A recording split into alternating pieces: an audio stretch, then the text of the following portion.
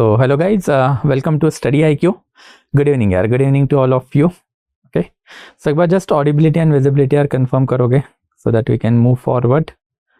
And meanwhile अगर कोई doubt रहेगा from the previous session, you will let me know. Everything is clear, good, all is well. चलो बढ़िया. Good evening to all of you. Okay, चलो we'll move forward then. ठीक है, social reform movements की तरफ बढ़ते थोड़ा. कल क्लास नहीं होगी.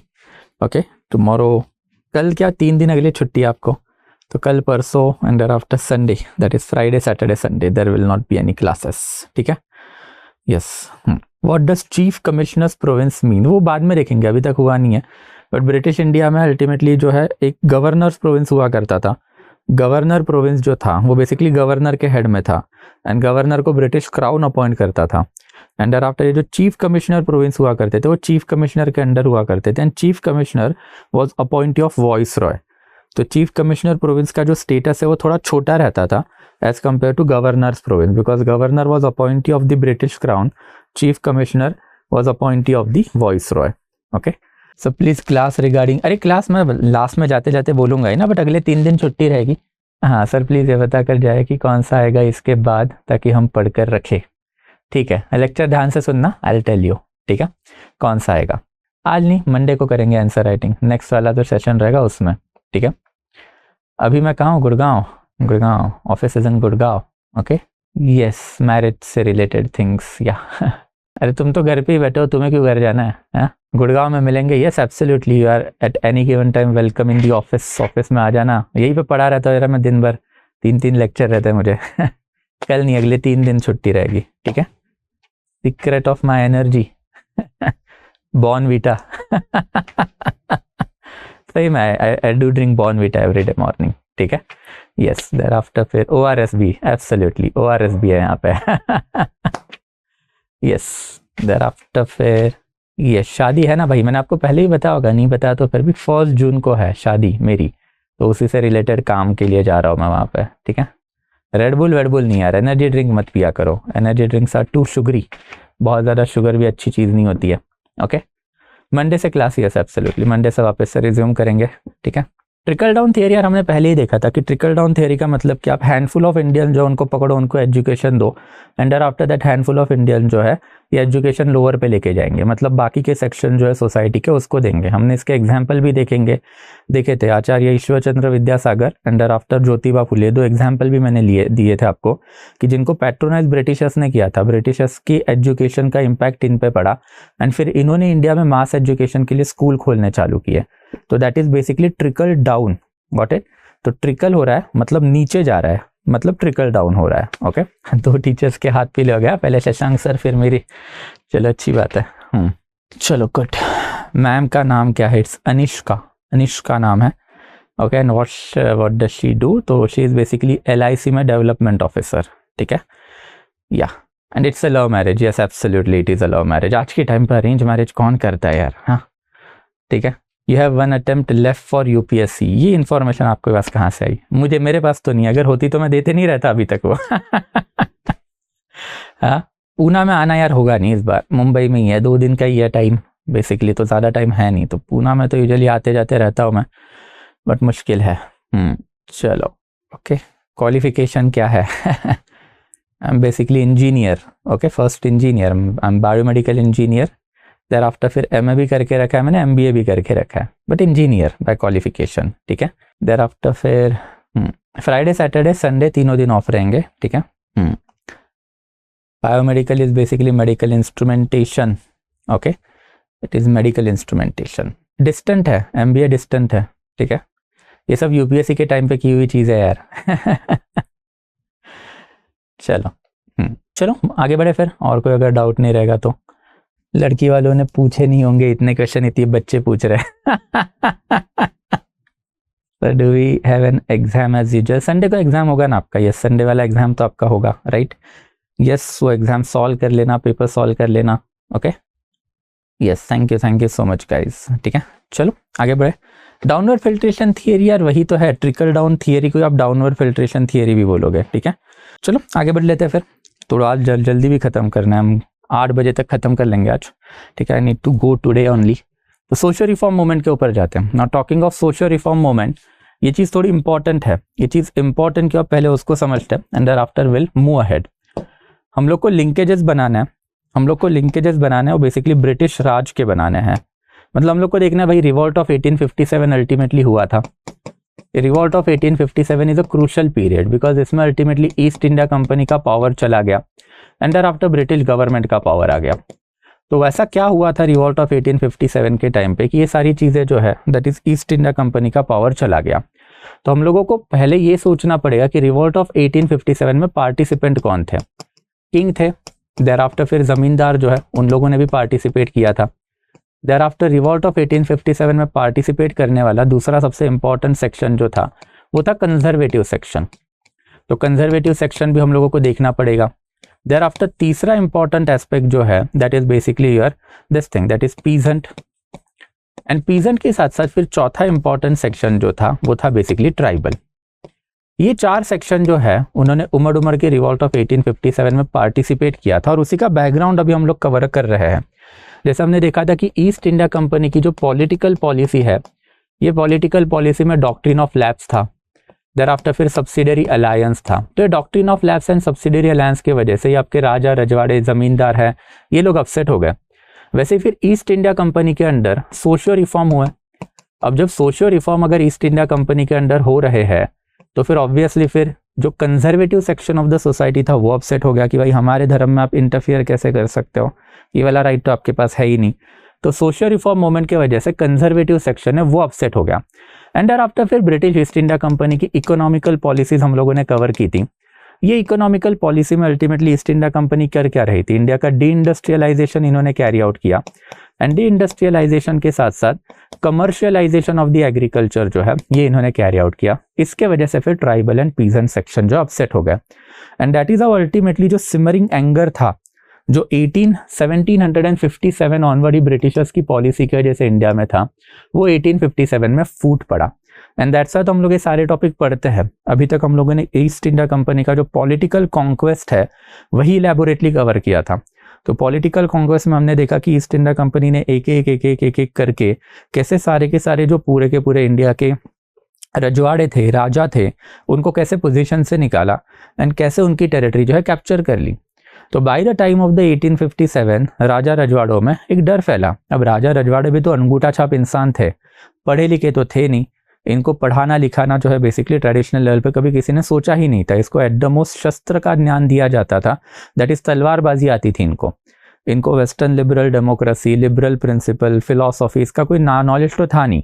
तो all this saw is that कि ब्रिटिशर्स वन वे और दी अदर इंडिया के सारे किंग जो है खत्म कर रहा है and in that capacity king feel threaten, तो किंग ने रिवॉल्ट में पार्टिसिपेट किया and that is something that we have now discussed elaborately. तो now we have to move to the next one that is basically socio reform. आज का जो topic रहेगा ये कि ये सोशियो रिफॉर्म की वजह से ही तो ultimately conservative section of the society जो है वो हर्ट हुआ।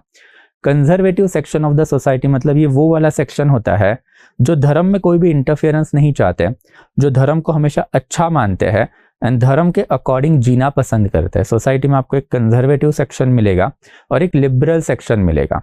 ये लिबरल सेक्शन जो है वो हमेशा धर्म को क्रिटिसाइज करता है, कंजर्वेटिव सेक्शन है वो धर्म को डिफेंड करने वाला सेक्शन होता है, वो धर्म के अकॉर्डिंग चलने वाला सेक्शन होता है। हर एक सोसाइटी में आपको ये दोनों सेक्शन जो है या फिर दोनों ग्रुप जो है वो मिलेंगे ही मिलेंगे। इंडिया में आज के टाइम पे अगर आप देखोगे तो कंजर्वेटिव फोर्सेस जो है ये थोड़े से कम है as compared to the liberal forces, but इनका टसल आपको आज भी ग्राउंड लेवल पे दिखाई देगा ही देगा। ऑन दी अदर हैंड 1800 के अराउंड, आज से 200 साल पहले इंडिया में लिबरलिज्म था ही नहीं। लिबरल तो बंदा तब बनेगा जब आपने उसको एजुकेशन दिया, आपने एजुकेशन दिया ही नहीं है ट्रेडिशनल लेवल पे किसी को। तो मेजॉरिटी नहीं तो almost all of India was conservative and you need to understand कि इंडिया में सती या फिर चाइल्ड इन्फेंटिसाइड, वीडो रीमैरिज को बैन करना, देयर आफ्टर फिर अनटचेबिलिटी की position, Brahmin Kshatriya pride, Shudra and thereafter Vaishyas को लोअर पोजीशन पे रखना, ये चीज़ें काफ़ी ऑर्डिनरी थी। It was a part and parcel of society because religion का सैंक्शन था इनको एंड यही चीज़ें हमको देखनी है। Today we are going to cover the background of the entire socio reform movement कि भाई socio reform movements are important. तो इसके लिए हम लोग को एक brief evolution of the India's religion देखना पड़ेगा and since majority of the India is Hindu तो हमको हिंदू रिलीजन को थोड़ा सा इलैबोरेटली समझना पड़ेगा कि मैल प्रैक्टिसेस होती क्या है ये सोसाइटी में आई क्यों, and why socio reformer movement ये जो चालू हुई वो हमेशा आपको सिर्फ वुमन या फिर लोअर कास्ट जो है उन्हीं की बात करते हुए दिखाई देते हैं। तो ये सारी चीज़ हम लोग को पहले समझनी पड़ेगी, and thereafter we will understand the crux of the entire socio reform movement कि ये किए क्यों गए एंड इसका फायदा इंडिया को कैसे हुआ। तो that is something that we are now going to see. तो पहले आज के लिए सोशियो रिफॉर्म, बट आज सिर्फ बैकग्राउंड ही होगा, मंडे को भी पूरा का पूरा सोशियो रिफॉर्म ही चलेगा। ट्यूसडे को हम लोग पीजेंट एंड ट्राइबल मूवमेंट खत्म कर लेंगे, एंड देयर आफ्टर वेडनेसडे तक जो है रिवॉल्ट ऑफ 1857 में आ जाएंगे। बट ये लिंकेजेस हमेशा आपको याद रखना है कि why basically we are studying all this aspect is because of this linkages. हमने एक पीरियड उठाया 1707 से लेके 1857 के बीच वाला। ये 1857 में जो रिवॉल्ट हुआ, रिवॉल्ट जो है बेसिकली ट्रिगर हुआ because of the Enfield rifle, वो जो गाय एंड आफ्टर जो पिग की जो चर्बी हो उसके इशू के ऊपर।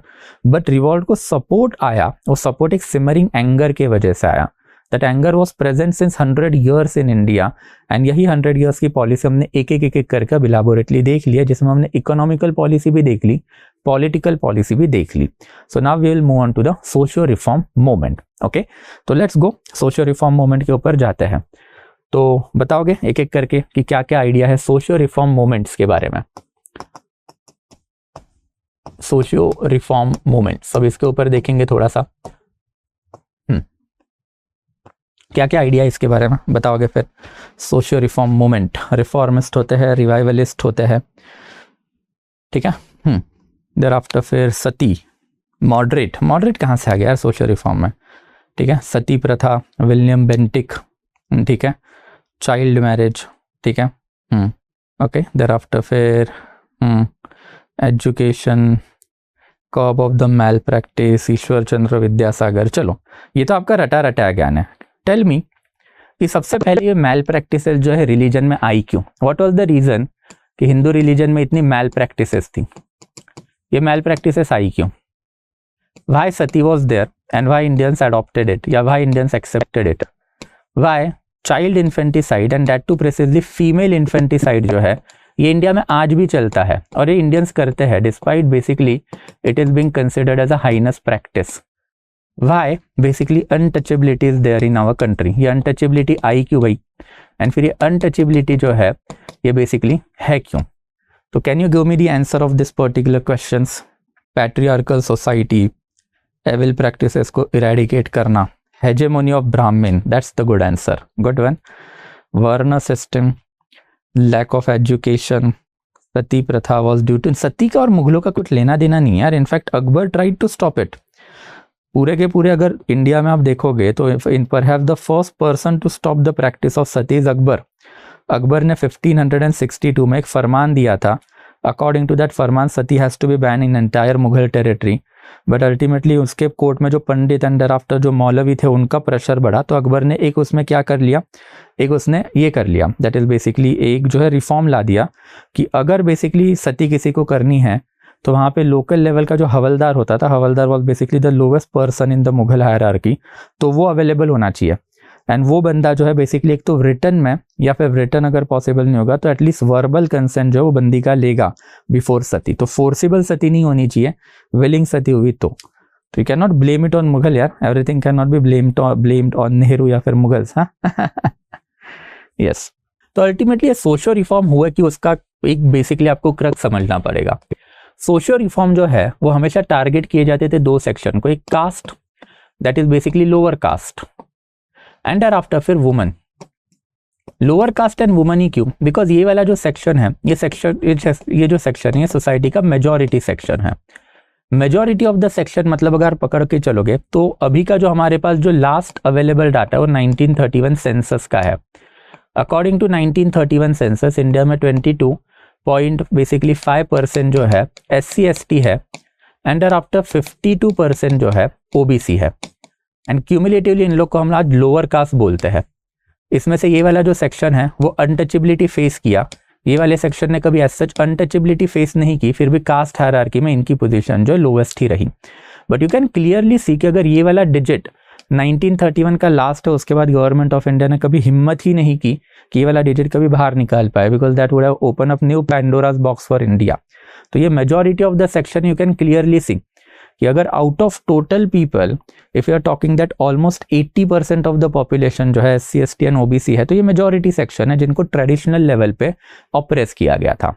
ऑप्रेस किया गया था मतलब क्या गया था कि इनको गवर्नमेंट का एम्प्लॉयमेंट नहीं मिलता था, एंड गवर्नमेंट का एम्प्लॉयमेंट के साथ साथ इनको जो है बेसिकली जॉब्स, ये जो है दैट इज बेसिकली एजुकेशन जो है वो भी डिनाई किया जाता था। अब इसका प्रॉब्लम क्या था कि जब आपके सोसाइटी का मेजॉरिटी ऑफ द सेक्शन अगर स्टैग्नेंट रहे या फिर वो बेचारा बैकवर्ड रहेगा, देन फिर आपकी सोसाइटी में डिमांड कैसे जनरेट होगी।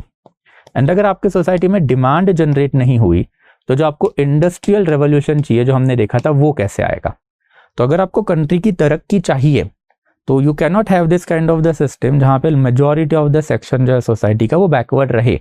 तो दैट्स फिर ये सोशल रिफॉर्म किए गए कि सोशल रिफॉर्म के थ्रू अल्टीमेटली इंडियंस को मटेरियलिस्टिक बनाना था, इंडियंस को अपलिफ्ट करना था, ताकि वो मटेरियली जब अपलिफ्ट होंगे तब इंडिया में भी वो जो इंडस्ट्रियल रेवोल्यूशन वाली जो चीज़ें जो है वो क्या होंगी, वो इंडिया में भी चल पड़ेंगी। तो ये जो बेसिकली सारी की सारी चीज़ें जो है ये मॉडर्नाइजेशन के ऊपर आके रुक जाती है कि आपको कुछ भी करके ये लोअर सेक्शन को उनके गरीबी से बाहर निकालना है, तब तक इंडिया का भला जो है वो नहीं होने वाला। इंडिया के पास डेमोग्राफी है, डेमोग्राफी का डिविडेंड चाहिए, तो आपको जो बेसिकली ट्रेडिशनल लेवल के प्रॉब्लम जो है वो मिटाने पड़ेंगे। And that is what we need to see कि जो ट्रेडिशनल लेवल के प्रॉब्लम जो है अब ये सोसाइटी में आए कहाँ से और ये सोसाइटी में आए क्यों। तो that is something that we are going to discuss today. तो लेट्स मूव। सबसे पहले समझते कि भाई हिंदू रिलीजन जो है वो एग्जैक्टली है क्या, एंड फिर हिंदू रिलीजन के जो बेसिक टेक्स्ट है दैट इज वैदिक टेक्स्ट है क्या। हिंदू रिलीजन के जो बेसिक टेक्स्ट है Vedic, they are basically divided into Rig Veda, thereafter फिर साम वेदा, thereafter फिर यजुर वेदा, एंड thereafter फिर अथर्व वेदा। अब ये जो चार टेक्स्ट जो है वो काफी सिग्निफिकेंट है।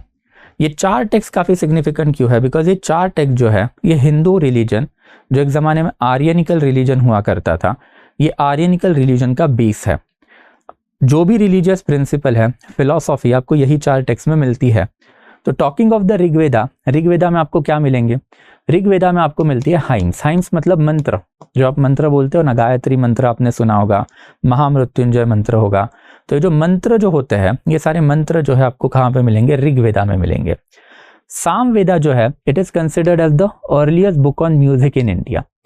तो साम वेदा हमको बताता है कि ये जो मंत्र जो है उसका उपचार कैसे करना है। तो मंत्रोपचार का भी एक तरीका होता है कि हर एक मंत्र एक स्पेसिफिक स्टाइल में ही बोलना चाहिए in order to bring about या फिर in order to derive maximum possible benefit. वैसे ही फिर अल्टीमेटली यजुर्वेदा जो है is basically ritual book. Ritual मतलब आप जो भी रिलीजियस प्रैक्टिस करते हो तो उसके साथ एक रिचुअल एसोसिएट होता है। जैसे अगर आपने घर में वास्तु शांति की तो वास्तु शांति में होम हवन होता ही होता है। सत्यनारायण की पूजा अगर आप करते हो तो उसमें होम हवन आपको दिखाई देता है क्या, नहीं, बस एक सत्यनारायण का फोटो होता है एंड उसके साथ उनकी पूजा की जाती है। तो हर एक भगवान के साथ कुछ रिचुअल जो है, रिलीजियस प्रैक्टिसेस जो है वो एसोसिएट होती है। ये रिलीजियस प्रैक्टिसेस या फिर रिचुअल्स आपको कहाँ पे मिलेंगे, तो मिलेंगे यजुर्वेदा में। एंड आफ्टर अथर्व वेदा। अथर्व वेदा जो है ये बेसिकली नॉन आर्यन का बुक है। मतलब ऑब्वियसली हिंदू रिलीजन एक जमाने में आर्यनिकल रिलीजन था, आर्यंस का था। तो आर्यंस ने हम लोगों को बता के रखा है भाई इंडिया में जो नॉन आर्यंस रहते थे उनकी प्रैक्टिसेस कैसे चलती थी। एंड फिर उनकी प्रैक्टिसेस जो है उनको आप बोलोगे मैजिक। ओके, तो ये जो मैजिकल प्रैक्टिसेस है, चार्म स्पेल्स है, ये बेसिकली कैसे हुआ करते थे। ऑब्वियसली अगर फॉर एग्जांपल अभी का हिंदू रिलीजन काफ़ी डेवलप्ड है, बट अगर हम लोग किसी विलेज एरिया में जाते हैं, ट्राइबल सोसाइटी में जाते हैं, तो ट्राइबल सोसाइटी में झाड़ फूक वाली विद्या चलती है। तो हम बोलते हैं कि भाई ये ब्लैक मैजिक है, ये कुछ मैजिकल है, मिस्टिकल है। तो ऑब्वियसली आर्यन भी अपने रिलीजन को सुप्रीम समझा करते थे। और जब उन्होंने उनके टाइम के जो इंडिया के मतलब जो ट्राइबल लोगों को देखा, तो ट्राइबल लोगों की जो रिलीजियस प्रैक्टिसेस थी उनको झाड़ फूक, मैजिकल, मिस्टिकल ये बोलना चालू कर दिया। एंड दैट्स व्हाई अथर्व वेदा जो है it gives us important information कि आर्यन जो है दे बेसिकली नो कि इंडिया में कुछ और लोग रहते हैं, दोज आर बेसिकली नॉन आर्यनिकल। तो एंशन में जाएंगे तब इनके ऊपर इलेबोरेटली बात करेंगे। बट ये चार बुक जो है उससे हमको इंपॉर्टेंट इंफॉर्मेशन मिली। एंड फिर यही चार बुक में सबसे अल्टीमेटली इंपॉर्टेंट जो है ऋग्वेदा है। नाउ ऋग्वेदा जो है उसमें हम लोगों को मिला है पुरुष सुक्त हाइम। पुरुष सुक्त हाइम मतलब पुरुष सुक्त मंत्र है ये। एंड ये पुरुष सुक्त हाइम में हम लोग को सबसे अर्लीस्ट वर्ण सिस्टम जो है उसके रेफरेंस मिले हैं। एंड वर्ण सिस्टम जो है it's basically an attempt to make entire society a caste hierarchical. Caste hierarchical नहीं, basically varna hierarchical. Varna hierarchical मतलब भाई एक ब्राह्मण होगा, ब्राह्मण के नीचे फिर अल्टीमेटली एक क्षत्रिय होगा, क्षत्रिय के नीचे फिर अल्टीमेटली वैश्य होगा, एंड वैश्य के नीचे फिर अल्टीमेटली क्या होगा, देन शूद्र होगा। अब हम लोगों को एग्जैक्टली नहीं पता कि ये सिस्टम पूरी की पूरी इंप्लीमेंट होती थी कि नहीं, बट जो कोरोबोरेटिव एविडेंसेस हम लोगों को हिस्ट्री में मिले उससे हमको यही पता चला है कि ये वाली जो सिस्टम जो है ये बिल्कुल भी कभी भी इंप्लीमेंट नहीं थी सोसाइटी में। ये वाली सिस्टम मेंशन तो है बट हर एक रिलीजन में लिखी हुई चीज़ सोसाइटी मानती थोड़ी ना है। जैसे आज के टाइम पे आप देख लो कि नॉनवेज खा के आपको टेम्पल में नहीं जाना है। हम क्वाइट श्योर आप में से बहुत सारे लोग नॉनवेज खा के टेम्पल गए होंगे, या फिर आपको सोमवार को उपवास रखना है, आपको पता भी नहीं होगा आपने लास्ट टाइम सोमवार को उपवास कब रखा होगा। आपको हर एक पर्टिकुलर डे में एक पर्टिकुलर भगवान के मंदिर जाना चाहिए। आई एम क्वाइट श्योर कि आप में से हज़ारों लोग या फिर बहुत सारे लोग कभी टेम्पल में गए भी नहीं होंगे। तो इन दैट कैपेसिटी रिलीजन ने लिखा तो मतलब सोसाइटी माना तो ऐसा तो होता नहीं है ना। रिलीजन ने बोला तो सोसाइटी मानेगी तभी जब सोसाइटी चाहेगी। तो अगर मैं चाहूँ तो ही मैं मानूंगा। And that is what we have discovered कि एंशिएंट टाइम में, वैदिक टाइम में भी ये ideal version of the society, ये वैदिक बुक जो उन्होंने हमें दिया था। जैसे फॉर एग्जाम्पल इसी पीरियड में जो है वैदिक पीरियड में गौतम बुद्धा थे। गौतम बुद्धा क्षत्रिय थे but still he created a religion, मतलब वो ब्राह्मण में कन्वर्ट हो गया। वैसे अगर हम लोग बात करें कि पोस्ट गुप्ता पीरियड में, तो हमको तो अब इलेबोरेटली पता है कि मौर्यंस जो है वो शूद्र थे बट फिर भी उन्होंने अपने लिए एम्पायर निकाला और वो क्षत्रिय बन गए। तो इन दैट कैपेसिटी फ्लेक्सिबिलिटी हमेशा रही होगी। बट स्टिल हम लोग को ऐसे भी एविडेंसेस मिले हैं कि अब ये 4 बुक के बाद जो है सोसाइटी में प्रॉब्लम जो है वो धीरे धीरे बढ़ने चालू हो गए। अब ये 4 बुक जो है उसके बाद जो नेक्स्ट इंपॉर्टेंट टेक्स्ट है वो सबसे बड़ा सोर्स ऑफ प्रॉब्लम है as far as Hindu religion is concerned, and वो बुक का नाम है ब्राह्मणा। तो ब्राह्मणा जो है बेसिकली हर एक पर्टिकुलर बुक के नीचे आपको मिलेगा। तो ये जो ब्राह्मण नाम का जो बेसिकली टेक्स्ट है वो आपको हर एक बुक के नीचे मिलता है। मतलब बेसिकली जहां पे आपका वेद खत्म होता है वहां पे आपका ब्राह्मण चालू हो जाएगा। एंड फिर हर एक पर्टिकुलर बुक के नीचे आपको ये जो ब्राह्मणा मिलेगा उसका क्या सिग्निफिकेंस है। तो ब्राह्मणा का सिग्निफिकेंस ये है कि ऋग्वेदिक पीरियड में अगर हम बात करें there were total 16 different priestly classes, and ये 16 डिफरेंट प्रीस्टली क्लासेस में से सिर्फ एक ही सवाई हुआ अल्टीमेटली, दैट इज ब्राह्मण। एंड फिर ये सवाई होने का भी रीजन हम यही मानते हैं कि ब्राह्मण सवाई क्यों हुए, because of this important book. अब समवेयर डाउन द लाइन ब्राह्मण लोगों की मोनोपोली जब सोसाइटी में चालू हुई तब इन्होंने ब्राह्मणाज अपने बुक में या फिर रिलीजियस बुक में डालने चालू किए कि भाई आपको मंत्र उपचार करने हैं ना, मंत्र बोलने, तो आप मत बोलो आप ये ब्राह्मणा ही बोलेगा। You do not have any right to recite mantra. And फिर ये भी आपको समझना पड़ेगा कि इवन गुप्ता पीरियड तक हमें एविडेंस मिले हैं कि वुमन एंड देयर आफ्टर शूद्र जो है उनको वैदिक मंत्र जो बोलने का अधिकार नहीं था। अगर बोलते हुए दिखाई दिया ना तो उसकी एक तो टंग काटी जाती थी या फिर उसको हाथी के पांव के नीचे डाला जाता था। तो दैट इज हाउ अल्टीमेटली ब्राह्मणा ने ये बेसिकली मोनोपोली अपने हाथ में ली कि भाई हम ही मंत्र बोलेंगे। क्यों? बिकॉज देखो भाई वेदास में लिखा हुआ है कि अधिकार जो है मंत्रोपचार का वो सिर्फ किसको है, ब्राह्मणा को है। क्यों है भाई? बिकॉज ये मंत्र जो एक तरीके में बोलने पड़ेंगे एंड वो तरीका से ब्राह्मणों को सिखाया गया है। तो धीरे धीरे करके वी कैन सी दैट कि रिलीजन के ऊपर का जो होल्ड है ये ब्राह्मणा के थ्रू जो है बढ़ना चालू हुआ। एंड यही ब्राह्मणिकल जो बुक अब हर एक वेदा के अंदर अब जो हमको मिलते हैं उसमें ये बताने की कोशिश की गई है कि भाई ब्राह्मण जो है जिनको सबसे ऊपर वाला कैटेगरी दिया गया है ऋग्वेदा में, अब धीरे धीरे उन्होंने अपना होल्ड जो है वो सोसाइटी के ऊपर कंट्रोल या फिर पूरा का पूरा करना जो है चालू किया। सिमिलरली अगर आपको कोई रिचुअल करने हैं तो भाई आप क्यों करोगे, आप बेसिकली एक ब्राह्मणा को बुलाओ एंड उससे रिचुअल करो। एंड देयर आफ्टर अगर कोई नॉन आर्यनिकल बंदे को आर्यन रिलीजन में कन्वर्ट होना है तो वो कन्वर्जन के लिए भी आपको एक ब्राह्मण ही लगेगा। ब्राह्मण के बिना आप कन्वर्जन कैरी आउट कैसे करोगे? तो in that capacity we can say earliest time पे जो 16 डिफरेंट प्रीस्टली रिलीजन थे, अब ये मत पूछना सर बाकी के नाम बताओ एंशिएंट में, बट 16 डिफरेंट प्रीस्टली क्लासेस जो थे वो 16 डिफरेंट प्रीस्टली क्लासेस में सब एक ही सर्वाइव है, ब्राह्मण। एंड उसका रीजन भी यही माना जाता है कि ये ब्राह्मणाज ने अपने टेक्स्ट जो है ये किस में डालना चालू कर लिए, ये ब्राह्मणाज ने जो अपने टेक्स्ट जो है ये वैदिक लिटरेचर में डालना जो है वो चालू कर लिया। अब जैसे ही ब्राह्मणाज ने अपने टेक्स्ट वैदिक लिटरेचर में डालना चालू किए देन ऑब्वियसली अब ब्राह्मणाज की एक मोनोपोली जो है हम लोग को दिखाई देना चालू हो गई in the society. And that is how ultimately Brahmanas के हाथ में पावर जो है वो कंसोलिडेट होना चालू हो गया। But in any case Brahmanas के बाद ब्राह्मणा ने एक और टेक्स्ट जो ऐड किया, दैट इज अरण्यका। ये अरण्यका जो है इसके ऊपर भी बात करेंगे थोड़ी बहुत।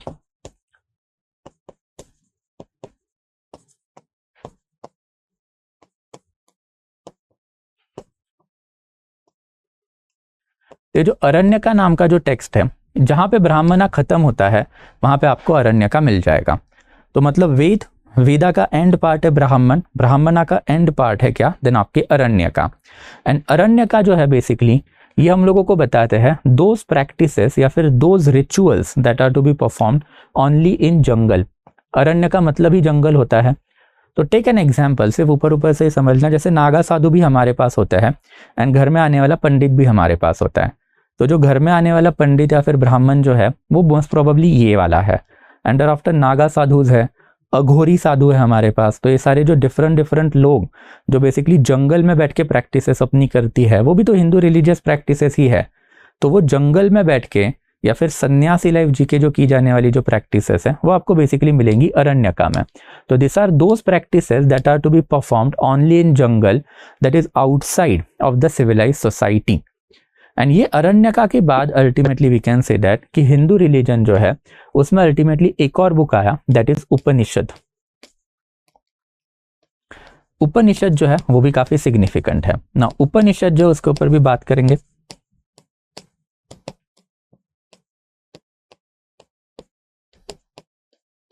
सिंपल। नाउ अगेन अरण्यका जहां पे खत्म हुआ वहां पे ये उपनिषदा जो है वो आने आपके चालू हो गए। Now again you need to understand the process. Vedic religion या फिर जो हिंदू रिलीजन है इंडिया में काफी लेटेस्ट रिलीजन माना जाता है। 1500 BC के अराउंड जो ये चालू हुआ। एंड 1500 BC के अराउंड जैसे ही ये चालू हुआ, देन यहाँ पे बेसिकली पहले ऋग्वेदा लिखा गया, फिर साम, फिर यजुर, फिर अथर्ववेदा लिखा गया। उसके बाद में सारे ब्राह्मणा लिखे गए एंड उसके बाद में सारे अरण्यका लिखे गए। इसका प्रॉब्लम क्या हुआ? प्रॉब्लम जो है इसका जो हुआ था, दैट प्रॉब्लम इज बेसिकली कि बाय द 600 BC ये रिलीजन जो है it had basically turned out to be too much atrocious. Atrocious मतलब ये रिलीजन का जो बेसिकली बेस था वो बन गया ब्राह्मणा। तो अगर आपको सोसाइटी में कोई भी धर्म या फिर पूजा करने आपको इनके पास जाना पड़ता था, और ये फ्री में तो काम करते नहीं है। आपको अभी भी पता है अगर आपको ब्राह्मणा से कोई काम करवाना है तो इसका एक हैवी चार्ज आपको देना पड़ता है, आपको दान दक्षिणा जो है वो देनी पड़ती है। तो अल्टीमेटली ब्राह्मणास के थ्रू सोसाइटी में जितनी भी वेल्थ जनरेट हो रही है वो सारी इन्हीं के पास आ रही है। तो मतलब अगर आप वैश्य हो, आपको घर में कोई यज्ञ करना है तो ब्राह्मण आएगा, आपको उसको वेल्थ देनी पड़ेगी। अगर आप राजा हो, क्षत्रिय हो, तो भी आपको कोई ना कोई तो वैदिक रिचुअल जो है वो करने पड़ेंगे। एंड करने के बाद आपको क्या करना पड़ेगा भाई उसको, देन ऑब्वियसली आप जो दान दक्षिणा करनी पड़ेगी। एंड दान दक्षिणा के साथ साथ यहाँ पे हम लोगों को एक और चीज मिली है कि यजुर्वेदा जो है उसके वजह से, एंड देयर आफ्टर यजुर्वेदा में एसोसिएटेड ब्राह्मणा जो है उसके वजह से सोसाइटी जो है सैक्रिफिशियल भी हो चुकी है। सैक्रिफिशियल का क्या मतलब है भाई? सैक्रिफिशियल का मतलब जो है that is plain and simple term में अगर हम समझे तो बेसिकली आपको कोई भी रिचुअल अगर करने हैं देन रिचुअल के साथ साथ आपको सैक्रिफाइसेस भी करने पड़ेंगे। तो ये जो सैक्रिफिशियल रिलीजन जो बना during the time of the Vedic age, that is also proved out to be a problematic aspect. तो by the time of the 600 BC ये रिलीजन में अल्टीमेटली ब्राह्मणास की जो मोनोपोली जो है वो बढ़ी। एंड ब्राह्मणा की मोनोपोली बढ़ने के साथ साथ ultimately we can say that too many sacrifices जो है वो होने चालू हो गए। टू मेनी सैक्रिफाइसेस मतलब हमारे पास रेफरेंसेस है कि अल्टीमेटली कहीं कहीं जगह पे तो 2.5 लाख 3 लाख कैटल जो है वो भी सैक्रिफाइस किए जा रहे हैं। And that sacrifices themselves become the problem by the time of the 600 BC। तो what I was trying to tell you, एक ब्रीफ में लेंगे कि पहले ऋग्वेदा जिसमें हाइम, सामवेदा जिसमें ये हाइम की म्यूजिक, सामवेदा के बाद यजुर्वेदा जिसमें रिचुअल, यजुर्वेदा के बाद अथर्ववेदा जो बेसिकली नॉन आर्यनिकल प्रैक्टिसेस के ऊपर लाइट थ्रो करता है। ये वाले टेक्स्ट के बाद अल्टीमेटली ब्राह्मणास ने ये टेक्स्ट लिख के अपने हाथ में पावर ले ली कि हाइम हम बोलेंगे, म्यूजिक हम देंगे, देयर आफ्टर ब्राह्मण जो है वही रिचुअल कैरी आउट करेंगे। एंड देयर आफ्टर ब्राह्मण जो है वही बेसिकली नॉन आर्यनिकल लोगों का टेक केयर करेंगे या फिर उनको आर्यनिकल रिलीजन में कन्वर्ट करेंगे। अरण्य का जो है ये this are those practices that are to be performed in jungle. And फिर ये तीनों ये बेसिकली वंस वी कैन से जब डेवलप्ड हुए तो 600 BC तक आते आते सोसाइटी में प्रॉब्लम हुआ। सोसाइटी में प्रॉब्लम क्या हुआ कि एक ब्राह्मणिकल मोनोपोली बढ़ी। एंड फिर किसको पसंद आएगा ब्राह्मणा की मोनोपोली? आप सोचिए कि एक क्षत्रिय राजा बैठा हुआ है एंड राजा जो है बेसिकली तलवारबाजी करके, लाखों लोगों का मर्डर करके, वॉरफेयर खेल के राजा बना है। एंड राजा बनने के बाद फिर अपनी कोर्ट में जो है बेसिकली एक पुरोहित बैठा हुआ है एंड वो पुरोहित राजा को बता रहा है क्या करना है। राजा सुनेगा क्या? नहीं सुनेगा। तो राजा को भी ब्राह्मण से problem. And on the other hand राजा की भी बहुत सारी वेल्थ ब्राह्मणा को जा रही थी। He had to give tremendous amount of daan and dakshina to Brahmin. On the other hand ordinary society भी परेशान कि भाई जो भी करना है वो ब्राह्मण को पूछ के करना है, उसके लिए ब्राह्मण को पैसे देने हैं, दान दक्षिणा देनी पड़ती है। And worst, after doing everything, ये जो पूरा का पूरा जो रिलीजन जो है वो सैक्रिफिशियल हो गया था। ये जो रिचुअल जो है, एंशियंट में जाएंगे तब देखेंगे भी, ये इलैबोरेट हो गए थे bye the time of the 600 BC। तो कुछ एग्जाम्पल देता हूं कि यजुर्वेदा में ऐसे कौन से सैक्रिफाइसेस मेंशन थे। तो 2-3 सैक्रिफाइसेस आपने कभी सुने भी होंगे। तो सबसे पहला जो आपने कभी अश्वमेधा सुना होगा। तो अश्वमेधा सैक्रिफाइसेस होते थे। तो अश्वमेधा सैक्रिफाइसेस का मतलब क्या, वही समझो ताकि आपको ये वेदास की या फिर सैक्रिफाइसेस की ग्रेविटी समझ में आएगी।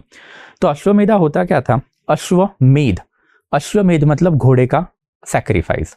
तो सैक्रिफाइस ये वर्ड जो होता है ये आपको थोड़ा समझना पड़ेगा कि आप, ऐसा नहीं होता कि आपने मार्केट से एनिमल खरीद के लाया और उसका बलि चढ़ाया। नो, अभी के लिए अगर आपको पता होगा देन इस्लामिक रिलीजन में सैक्रिफाइसेस होता है, बकरा कटता है, बकरा हलाल होता है during the time of the Eid. But उसमें भी आप देखना कि पहले आपको बकरा खरीद के घर पे लाना पड़ता है, 3 से 7 दिन के लिए आप रखोगे, एक बॉन्ड डेवलप करना पड़ता है और वो बॉन्ड डेवलप करने के बाद ही वो बकरा हलाल होता है। तो sacrifice is always done of the thing which you like the most. Sacrifice का मतलब ही होता है अगर आप मार्केट से कोई चीज खरीद के लाओगे और उसको बलि चढ़ाओगे, ऐसा थोड़ी ना सैक्रिफाइस होगा। सैक्रिफाइस आपके मोस्ट जो ये चीज होती है, सबसे ज्यादा प्रिय चीज जो होती है उसका होता है। तो पहले के टाइम पे राजा का हमेशा से बचपन से घोड़ा हुआ करता था एंड दैट घोड़ा was all for that Raja, because obviously travelling का व्हीकल था वो एंड घोड़े से लगाव तो रहेगा ही रहेगा राजा को। तो जिस टाइम पे राजा बना, मतलब बाप मर गया, अब राजा जो है मतलब बेटा जो है अब राजा बन गया। तो ये बेटा जो है जैसे ही राजा बन गया, देन ये राजा बनने के बाद अल्टीमेटली सबसे पहला चीज जो आता है ना, ये सबसे पहला चीज क्या आएगा? टेरिटरी क्या है? मैपिंग तो था नहीं ना उस टाइम पे, कि मैपिंग जो है बेसिकली उस टाइम पे हुआ नहीं करता था। एंड अगर मैपिंग नहीं होगा तो टेरिटरी कैसे डिटरमाइन करोगे? ये टेरिटरी डिटरमाइन करने के लिए फिर घोड़ा जो है वो इंपॉर्टेंट था। तो घोड़े को भेजा जाता था कि भाई आप जाओ। फिर घोड़ा जो है बेसिकली घूम के आता था, बेयर मिनिमम 3 दिन के लिए, मैक्सिमम तो बेसिकली 7 साल 10-10 साल तक ये घोड़े घूमते रहते थे। एंड फिर वो घोड़े के पीछे एक आर्मी भी जाएगी। अगर वो घोड़ा किसी और राजा के टेरिटरी से पास आउट होता है तो वो दूसरे राजा के पास ऑप्शन होता था कि वो घोड़े को अपने टेरिटरी से पास ऑन होने दो।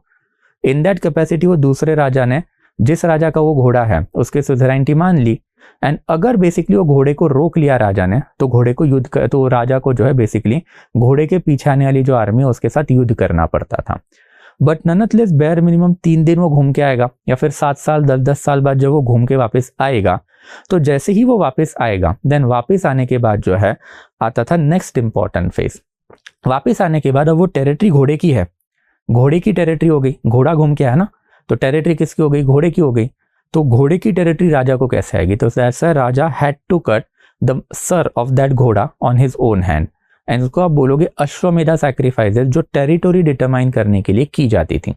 अब अश्वमेधा सैक्रिफाइसेस जैसे ही टेरिटरी डिटरमाइन करने के लिए की जाती थी, तो ये बेयर मिनिमम 3 दिन के लिए चलने वाली सेरेमनी है। 3 दिन में आपको बेसिकली पूरे के पूरे राज्य में बेसिकली पार्टी थ्रो करनी पड़ती थी।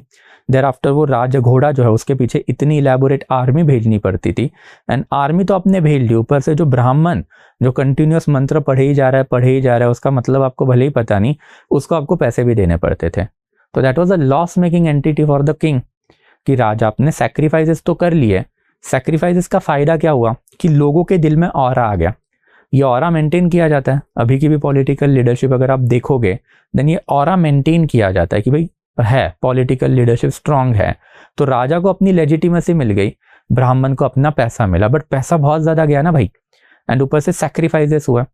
एंड फिर सैक्रिफाइसेस राजा ने तो घोड़े का कर दिया, अब ऑर्डिनरी पॉपुलेशन जो है उनको भी तो सैक्रिफाइसेस करने पड़े। एंड ऑर्डिनरी पॉपुलेशन अग्रेरियन थी, अग्रेरियन पॉपुलेशन जब आपकी रहेगी तो अग्रेरियन पॉपुलेशन में अल्टीमेटली आपके लिए कौन सा एनिमल सबसे ज़्यादा प्यारा होगा? Cattle wealth. तो कैटल वेल्थ का सैक्रिफाइस होगा and that is how ultimately ये पूरा का पूरा रिलीजन जो है जैसे ही नॉर्थ इंडिया में फैलना चालू हो गया, इसके खिलाफ एक बगावत हुई कि भाई ये गड़बड़ है, ये आप बोल रहे हो कि सैक्रिफाइसेस करो, हम सैक्रिफाइसेस हमारी कैटल वेल्थ की कर रहे हैं, बट कैटल वेल्थ की अगर हमने सैक्रिफाइस कर ली देन कैटल वेल्थ की सैक्रिफाइस करने के बाद एग्रीकल्चर कहाँ पे चल रहा है हमारा? एग्रीकल्चर करना पड़ेगा ना। एग्रीकल्चर नहीं हुआ तो लोग खाएंगे पिएंगे क्या? लोग खाएंगे पिएंगे नहीं तो फिर अल्टीमेटली फिर इंडस्ट्रीज कैसे डेवलप्ड होगी, धंधा कैसे बढ़ेगा, अर्बनाइजेशन कैसे आएगा? तो that's why by the time period of the 600 BC we can say, ये 600 BC आते आते ये पूरा का पूरा रिलीजन जो है उसका क्रिटिसिज्म जो है चालू हो गया सोसाइटी में। एंड फिर मल्टीपल मतलब अप्रोक्सीमेटली 62 अलग अलग रिलीजन जो है सोसाइटी में नहीं आए, जिसमें से एक था बुद्धिज्म एंड thereafter एक था जैनिज्म। एंड बुद्धिज्म जैनिज्म जैसे ही आना चालू हो गए देन ऑब्वियसली फिर इन लोगों ने भी तो सोचा कि भाई गड़बड़ हो रही है, हमारा जो बेसिकली सपोर्ट बेस है वो कम हो रहा है एंड दूसरे रिलीजन का बढ़ रहा है, तो अभी हम लोग को कुछ करना पड़ेगा भाई। And that's how ultimately within Vedic religion हमको दिखाई देता है for the first time 18-19 century के तो सोशल रिफॉर्म अभी हम देखेंगे ही, बट पहले के जमाने में भी तो रिफॉर्म हुए।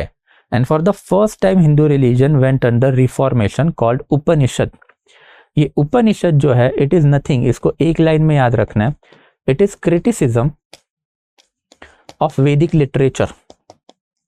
एक क्रिटिसिज्म ऑफ द वैदिक लिटरेचर है, मतलब ये उपनिषद ने क्रिटिसाइज करना चालू किया कि मंत्र तो सही है बट ये किसने बोला ब्राह्मण को ही बोलना, आप खुद बोलो ना, आपको खुद बोलने में क्या प्रॉब्लम है? वैसे ही ये म्यूजिकल भी सही है बट ऐसा जरूरी थोड़ी ना कि आप भगवानों का एंटरटेनमेंट कर रहे हो कि आपको एक पर्टिकुलर तरीके से ही बोलना है। आप खुद बोलो, आपको चाहिए उस टोन में बोलो, इट डजंट मैटर। वैसे ही उपनिषद ने बोलना चालू किया कि भाई सैक्रिफाइसेस करने को बोले किसने आपको? आप मन से मानो ना, आप भक्ति करो। अगर आप भक्ति कर रहे हो तो आपको सैक्रिफाइसेस करने की कोई जरूरत है ही नहीं। एंड यही भक्ति जो है अल्टीमेटली आपको करनी है, तो आप भक्ति करो, आपको सैक्रिफाइसेस करने की बिल्कुल भी जरूरत नहीं है। एंड वैसे ही जब आप नॉन आर्यनिकल रिलीजन की बातें करते हो तो नॉन आर्यनिकल रिलीजन के भी कुछ अच्छी चीजें जो हमको हमारे रिलीजन में लाने हैं। एंड दैट्स द उपनिषद जो है ये काफी सिग्निफिकेंट लिटरेचर है, ये क्रिटिसिज्म ऑफ द वेदा है। एंड फिर हर एक पर्टिकुलर वेदा जो है उसका ये कंक्लूडिंग पोर्शन है। कंक्लूडिंग पोर्शन मतलब वेदास आपके खत्म कहाँ पे होते हैं? उपनिषदा में। दैट्स व्हाई उपनिषदा को आप क्या बोलोगे? वेदांत। वेदों का अंत जहां पे होता है दैट इज बेसिकली वेदांत। तो हर एक उपनिषद जो है वो उस बुक का कंक्लूडिंग पोर्शन है। एंड फिर ये कंक्लूडिंग पोर्शन जो है उसको क्यूमुलेटिवली आप वेदांत के नाम से भी जानोगे। तो by the time of the 6th century BC we can say सबसे earliest level of the reform जो है वो हिंदू रिलीजन में होने चालू हो गए कि सैक्रिफाइसेस नहीं करते यार, सैक्रिफाइसेस बुरी चीज है। ये वर्ण सिस्टम में भी यकीन नहीं रखते यार, ये इससे कोई फायदा नहीं हो रहा है, बिकॉज अल्टीमेटली इसकी वजह से सोसाइटी अपसेट हुई। एंड सोसाइटी अपसेट हुई इसी की वजह से तो फिर ये heterodox sect that is Buddhism and Jainism जैसे रिलीजन है सोसाइटी में आ रहा है, एंड फिर वो रिलीजन जो है बड़े बन रहे हैं। तो इन दैट कैपेसिटी अल्टीमेटली ये जो रिलीजियस स्ट्रगल हुआ somewhere around 6th century BC, उसमें इंडिया में बेसिकली एक सबसे सिग्निफिकेंट टेक्स्ट जो डेवलप्ड हुआ इज दैट बेसिकली उपनिषद। मैंने आपको पहले भी बोला था कि we are now Upanishadic Hindu, we are not Sanatani. तो इसका भी डिफरेंस अब धीरे धीरे देखेंगे। बट 6th century BC तक आते आते ये जो डेवलपमेंट हुई, यहां तक अगर कोई डाउट रहेगा तो पहले बताओगे। Got it? सो यहां तक अगर कोई डाउट रहेगा तो you will let me know. हर एक रिलीजन सैक्रिफिशियल होता है, सैक्रिफाइस हर एक रिलीजन करता है। Religions are necessarily sacrificial in nature in ancient time. हाँ, Vedanta Upanishad are basically are Vedanta. Okay या देखेंगे सनातन क्या होता है, उपनिषद क्या, उसी के ऊपर तो जाना है ना बेटा, उसी के ऊपर तो आएंगे ना यार हम लोग। इन डिटेल में अभी नहीं जाऊंगा, इससे ज्यादा इन डिटेल नहीं जाना यार। ये बेसिकली पूरा वैदिक लिटरेचर जो है 3-4 लेक्चर में पढ़ना रहता है। मैं आपको बस ओवरव्यू दे रहा हूँ ताकि आपको चीजें पता चले कि चल क्या रहा है। ओके, नॉन आर्यनिकल लोग जो इंडिया के इंडिजीनियस लोग थे, आर्यन बाहर से आए थे, इंडिया के जो इंडिजीनियस लोग थे, देसी लोग, वो non Aryan, most probably tribal. आपने कुछ कुछ नाम भी सुने होंगे, जैसे महाभारत में एकलव्य का नाम है। एकलव्य ट्राइबल बंदा है। ट्राइबल बंदा जो होता है वो आर्यन सोसाइटी के बाहर वाला होता है, मतलब वो हिंदू रिलीजन का पार्ट नहीं होता है, outside of the Hindu religion होता है। Got it? Why Islamic religion है सैक्रिफिशियल प्रैक्टिस। सारी रिलीजन में, तो क्रिश्चियन रिलीजन में भी सैक्रिफाइसेस होते हैं, हिंदू रिलीजन में होते हैं, इस्लामिक रिलीजन में भी होते हैं। ओके ओके, यहाँ तक पहले सवाल मेरा क्वेश्चन था कि भाई यहाँ तक कोई डाउट है क्या। अब धीरे धीरे आगे बढ़ेंगे ना, उसके बाद अगर कोई डाउट बचता है तो एंड में पूछोगे, ठीक है। या तो यहाँ तक बेसिकली सोसाइटी आई, मतलब 600 BC तक सोसाइटी आई। अब 600 BC के थोड़ा आगे बढ़ेंगे तो 600 BC ऑनवर्ड जो है basically we can clearly see up to basically Mauryan period. And Mauryan period जो है वो था रफली 321 से लेके 188 BC तक का। ये पर्टिकुलर पीरियड में अब सोसाइटी में क्या हुआ, अब ये पर्टिकुलर पीरियड में आपको दिखाई देगा कि सोसाइटी में जो है by and large Hindu religion जो है अब ये पूरा का पूरा कोलैप्स हो गया था। एंड हेटेरोडॉक्स सेक्ट मतलब बुद्धिज्म, एंड बुद्धिज्म के साथ साथ जो है बेसिकली जैनिज्म अब ये राइज पे थे। तो बुद्धिज्म एंड जैनिज्म जो है ये रिलीजन मेन रिलीजन थे during this period of the time. अगर आप मौर्यन के तीनों किंग की भी अगर बात करते हो तो मौर्यन के जो फाउंडर थे Chandragupta Maurya, he was a Jain follower. Mauryan के बेसिकली जो सक्सेसर थे चंद्रगुप्त मौर्य का जो बेटा था दैट इज बिंदुसारा। तो बिंदुसारा जो है basically he was the follower of the अजीविका रिलीजन। अब ये रिलीजन खत्म हो चुका है इंडिया से, इसके फॉलोअर कोई बचे नहीं है। एंड दर आफ्टर फिर तीसरा जो था दैट इज अशोकवर्धन मौर्य, या फिर जिसको अशोका के नाम से भी बोलोगे, वो था बुद्धिज्म का फॉलोअर। इसके अलावा मौर्यंस के पहले अगर हम लोग बात करें देन मौर्यंस के पहले हमारे पास हरण्यका डायनेस्टी थी। तो हरण्यका डायनेस्टी के टाइम पे बेसिकली पहले बिंबिसारा एंड फिर अजात शत्रु, उन्होंने भी Buddhism as well as Jainism दोनों को पैट्रोनाइज करना चालू किया था। And thereafter even Shishunaga dynasty थी, उन्होंने भी बेसिकली बुद्धिस्ट रिलीजन में उसको इलेबोरेटली पैट्रोनाइजेशन दिया था। मतलब किंग जो है वो डिटरमाइन करेगा कि भाई आपके कंट्री में कौन सा रिलीजन चल रहा है। जैसे फॉर एग्जाम्पल आपको पता है क्या क्रिश्चियन रिलीजन इतना बड़ा क्यों बना? क्रिश्चियन रिलीजन बड़ा बना बिकॉज एंशियंट टाइम पे 300 AD में प्रिसाइजली एम्पेरर कॉन्स्टेंटिनोपल जो रोमन एम्पेरर था, उन्होंने अपना जीविश रिलीजन छोड़ दिया, क्रिश्चियन रिलीजन अडॉप्ट किया। अब जैसे ही राजा एक रिलीजन अडॉप्ट करेगा, प्रजा की क्या मजाल उसके खिलाफ जाए। And that is ultimately religion जो है they can gain the strength और दे कैन कोलैप्स। तो एंशियंट टाइम में you can clearly C over here कि हिंदू रिलीजन को जो सेटबैक बैठा जो अब, एंड फिर ये सेटबैक क्यों बैठा, वो सैक्रिफाइसेस की वजह से बैठा। एंड सैक्रिफाइसेस के साथ साथ अल्टीमेटली जो ब्राह्मणिकल मोनोपोली जो थी उसके वजह से बैठा। तो ये sacrifices and thereafter Brahmanical monopoly जी थी, उसके वजह से जो सेटबैक बैठा वो यहाँ पे हम लोगों को दिखाई देता है। But at the same time भले ही हिंदू रिलीजन जो है वो बेसिकली ऑलमोस्ट कोलैप्स हो गया था, बट अल्टीमेटली हिंदू रिलीजन से ही तो बुद्धिज्म बाहर निकला था, हिंदू रिलीजन से ही तो जैन बाहर निकले थे, हिंदू रिलीजन से ही तो अजीविका बाहर निकले थे, हिंदू रिलीजन से ही चार्वका बाहर निकला था। तो जो मल्टीपल नए रिलीजन बने उनके ऊपर भी तो हिंदू रिलीजन का एक इलेबोरेट इम्पैक्ट हमको दिखाई देता है। एंड दैट्स ये बैफलिंग चीज है, बट फिर भी हमको ये दिखाई देती है कि despite following non Hindu religion that is Buddhist, Jain and Ajivika, society में by and large Hindu practices या फिर आर्यनिकल प्रैक्टिसेस जो है वो चलती रही। अब इसका रीजन आपको आज भी बेसिकली दिखाई देगा कि जैसे अगर आप बेसिकली क्रिश्चियन रिलीजन देखोगे या फिर अगर आप बेसिकली ये देखोगे इस्लामिक रिलीजन देखोगे, then Islamic religion and Christian religion में अगर आप इंटरनेशनल लेवल पे देखते हो तो इनमें फायर वर्शिप नहीं होती है। बट आप इंडिया के मॉस्क में जाओ, इंडिया के दरगाह में जाओ एंड देयर आफ्टर इंडिया के चर्च में जाओ, वहाँ पे आपको कैंडल भी जलते हुए दिखाई देंगे, मोमबत्ती एंड धूप अगरबत्ती सब जलती हुई दिखाई देगी। क्यों? Because majority of the Islam and thereafter Christian लोग जो है इंडिया के, ये कन्वर्टेड है and in that capacity early practice आप नए रिलीजन में लेके जाओगे ही जाओगे। तो वही वाला पंगा एंशिएंट टाइम में भी हुआ रहेगा कि भले ही राजा एंड देयर आफ्टर सोसाइटी में हेटेरोडॉक्स सेक्ट मतलब नॉन हिंदू रिलीजन अब ज्यादा चलने लग गए, बट फिर भी सोसाइटी पे बाय एंड लार्ज हिंदू का इन्फ्लुएंस जो वो दिखाई ही दिया है। एंड फिर हिंदू का इन्फ्लुएंस जो दिखाई दिया उसका one of the biggest reason जो है is basically the Brahmanical knowledge monopoly. And यही ब्राह्मणिकल नॉलेज मोनोपोली जो है उसकी वजह से हुआ क्या कि जो ब्राह्मणा जो है, ये ब्राह्मणा जो है he was a good administrator. अगर आपको एडमिनिस्ट्रेटर बनना है, जैसे अभी आप एडमिनिस्ट्रेटर बनना चाहते हो, देन ऑब्वियसली आप नॉलेज गेन कर रहे हो ना। ये एडमिनिस्ट्रेटर अगर आप बनोगे तो आपके पास नॉलेज है, ये तो सिग्निफिकेंट होना ही चाहिए। विदाउट नॉलेज आप एडमिनिस्ट्रेशन कैरी आउट कैसे करोगे? एंशिएंट टाइम में ब्राह्मणिकल मोनोपोली जो हुई वैदिक टाइम में, उसकी वजह से ये लोगों के पास नॉलेज था। एंड सिंस ये लोगों के पास नॉलेज था तो दैट्स वाई किंग कोई भी हो बट किंग के राज में या फिर किंग के अंडर जो काम करने वाला बंदा था वो होता था Brahmana, and that's a Brahmanical influence on the society जो हम लोग को दिखाई ही दिया है, या फिर Brahmanical influence by and large society के ऊपर रहा ही था। एंड इन दैट कैपेसिटी ये ब्राह्मणिकल सोर्सेस से हमको इलैबोरेट इंफॉर्मेशन मिलती है, that is for the first time हम लोग को एक चीज सुनाई देती है जिसको ये लोगों ने बोलना चालू किया था, अंत्यवसायिनी, एंड अंत्यवसायिनी के बाद अल्टीमेटली अंत्यजा। तो during the time of the Mahajanapada period हम लोग को ये वाला वर्ड दिखाई देता है, अंत्यवसायिनी।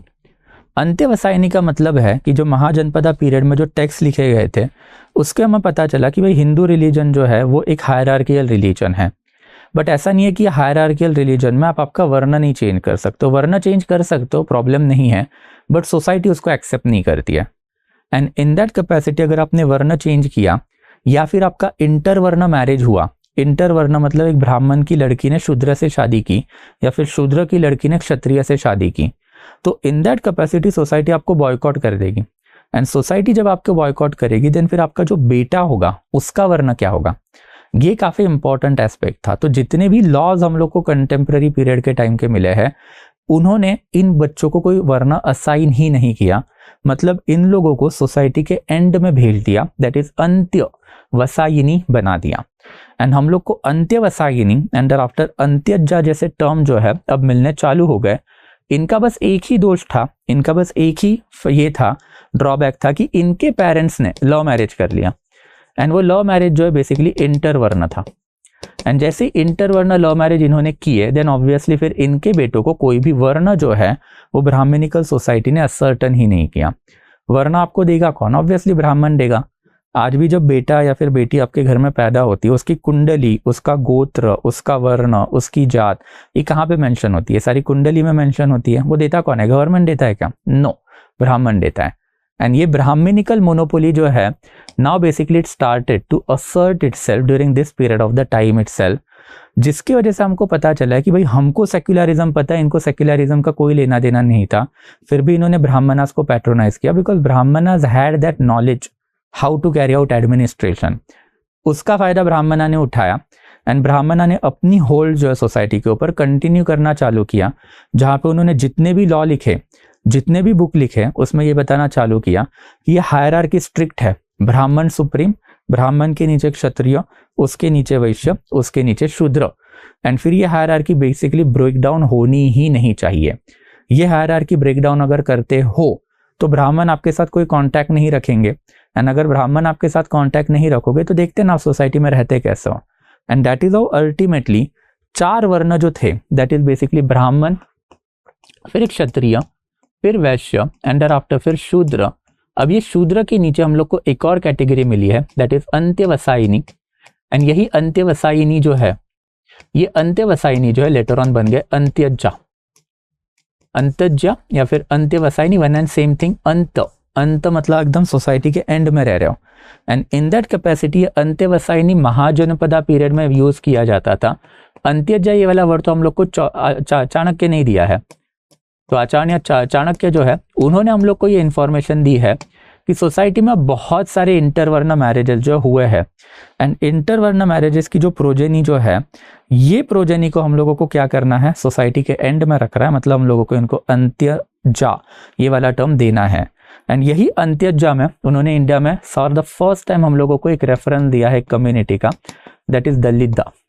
यही दलित अल्टीमेटली जो है टर्म, ये कैटेगरिकली हर एक बंदे के लिए यूज किया गया जो ये अंत्यवसायिनी में बना है। बट इन्होंने टोटल 5 अलग अलग कैटेगरी दी थी, हादी, डोमा, दलिदा और 2 दिए थे जिनका नाम अब मेरे को याद नहीं आ रहा, बट ये 5 कैटेगरीज जो है अब इन्होंने देना चालू कर दी।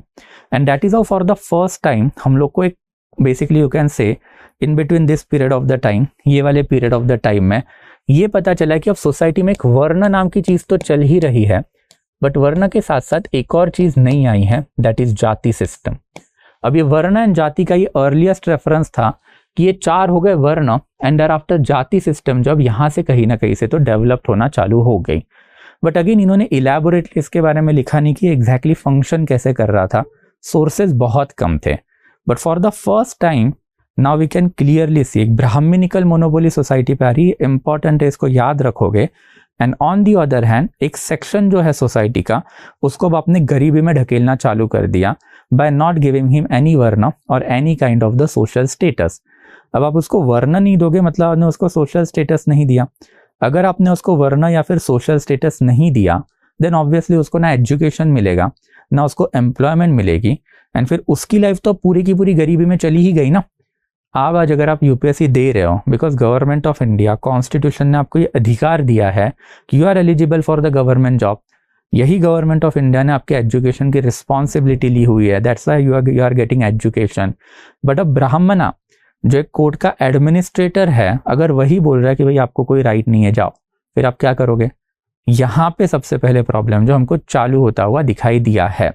And that is ultimately Chanakya जो है he is also one of the most criticised figure of the Indian history also because Chanakyan system जो है इट्स नेवर गुड। इसके ऊपर बाद में हम इलैबोरेटली पढ़ेंगे भी। ये Chanakya was basically the first ब्राह्मण जिसने ये सारे कंसेप्ट जो ये सोसाइटी के दिमाग में डालने चालू कर दिए in order to maintain that Brahmanical supremacy. And Brahmanical supremacy जो बेसिकली वैदिक पीरियड से हमको दिखी है by the time period of the Mauryan अब उसने अपने आप को असर्ट करना जो है वो चालू कर दिया एंड सोसाइटी में अब धीरे धीरे मैल प्रैक्टिसेस जो अब डेवलप्ड होनी चालू हो गई। तो I hope it is quite clear. अब ये वाले पीरियड में अगर कोई डाउट रहेगा then you will let me know. Same है अंत्यवसायनी पहले वाला वर्ड जो यूज किया जाता था अंत्यजा लेटर वर्ड है। अंत्यवसायनी महाजनपदा पीरियड में, अंत्यजा जो है बेसिकली मौर्यन पीरियड में। Okay MH Mahajanapada sir is Chanakya pure, हाँ या obviously Chanakya is a diehard Brahmanical person यार। ठीक है स्क्रीनशॉट ले लेना अगर चाहिए तो जल्दी से। तो I hope it is quite clear कि वो वाला पीरियड जो है वो इंपॉर्टेंट क्यों है। That is something that is the now development of the proper Hindu वर्ण बेस्ड सोसाइटी या फिर बेसिकली ब्राह्मणिकल बेस्ड सोसाइटी जो है ये है। तो इसके बाद now will move to the next period. अब नेक्स्ट पीरियड जो है ये काफी क्रूशल है as far as malpractices are concern. And ये वाले पीरियड में अब हिंदू रिलीजन की सारी मैल प्रैक्टिसेस जो है अब वो डेवलप्ड होना चालू हो गई। ये वाला पीरियड जो है रफली 188 बीसी में चालू होता है एंड 188 बीसी से रफली 600 एडी के बीच में खत्म होता है। मतलब ये post Mauryan and after Gupta period है। तो post Mauryan and Gupta period जो है अब इसमें देखते हैं कि ये मैल प्रैक्टिसेस जो अब धीरे धीरे और कैसे डेवलप्ड हुई। So it all started in that day year only. This is a fateful year you can say that जब basically last Mauryan king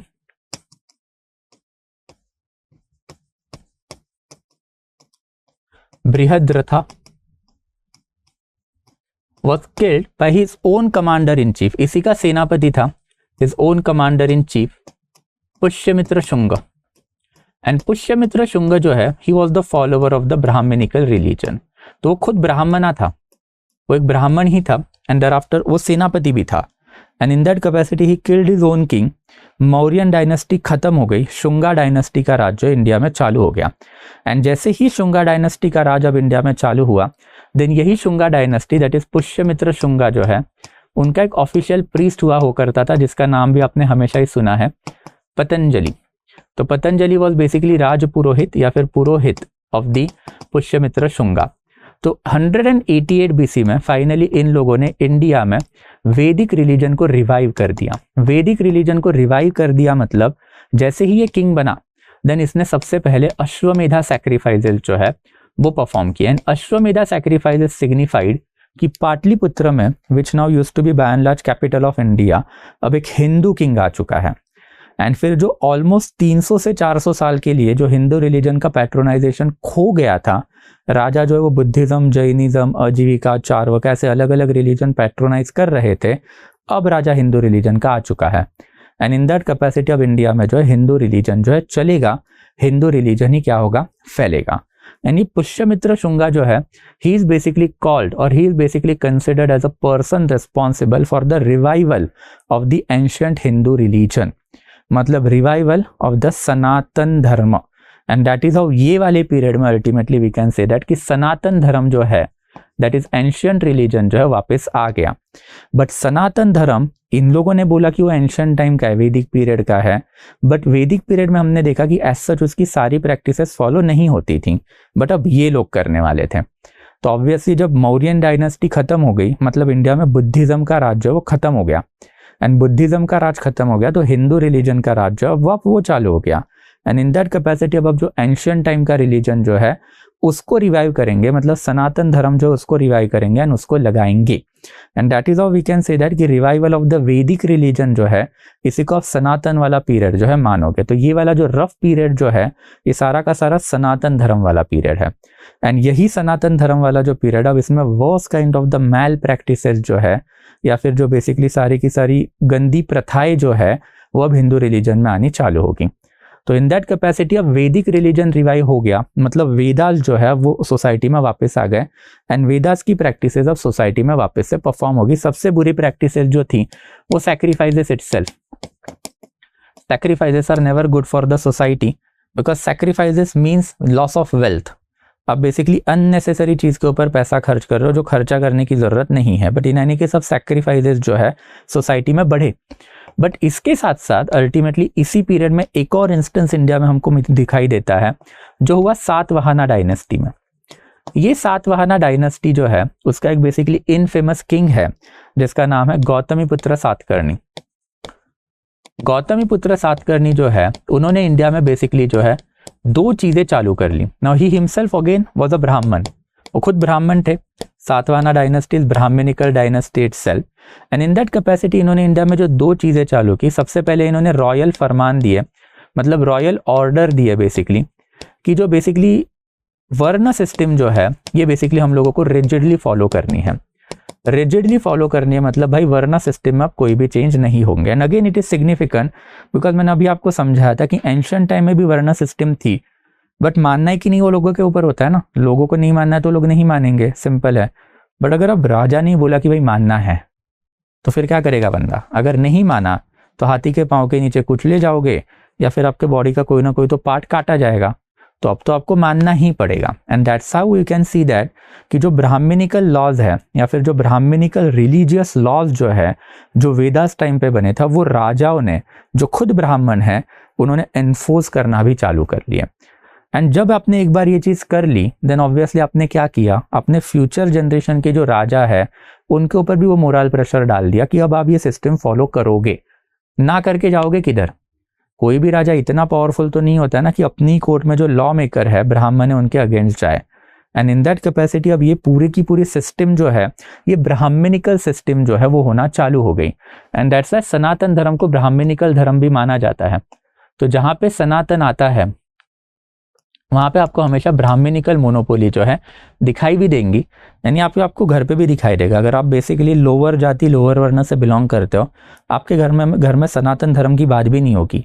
but अगर आप हायर जाति हायर वर्ण से बिलोंग करते हो आपके घर में बातें होंगी because this is how it evolved in the ancient period of the time. And I hope ये अब इवोल्यूशन थोड़ा थोड़ा आपके दिमाग में आ रहा है। But in any case Satavahana period में ये एक तो चीज हो गई कि रॉयल ऑर्डर इसने दे दिया, बट इसने एक और मैल प्रैक्टिस जो है ये बंदे ने इंडिया में चालू करवाई, that is land grant. And फिर ये लैंड ग्रांट जो है वो भी काफी सिग्निफिकेंट है। अब ये करते क्या थे सातवाहनास की अपनी जो टेरिटरी जो है उसके आउटस्कर्ट वाला भी तो एरिया है बहुत ज्यादा। अब वहां पे कौन जाएगा? अब से फॉर एग्जांपल अगर कोई मेरे को बोले कि भाई देखो इंडिया के आउटस्कर्ट वाला एरिया है एंड फिर आउटस्कर्ट वाले एरिया में ना कोई रहता वहता है नहीं, बट वहाँ पे कोई तो लोकल लेवल के लोग रहते हैं, आप एक काम करो वहाँ पे जाओ और उनका एडमिनिस्ट्रेशन संभालो। देन ऑब्वियसली यार मैं क्यों जाऊँ, मेरे को कोई इंसेंटिव थोड़ी ना है। मैं गुड़गांव में बैठा हूँ अच्छा खासा कमाता हूँ, वहाँ पे जाने का इंसेंटिव क्यों है मेरे को?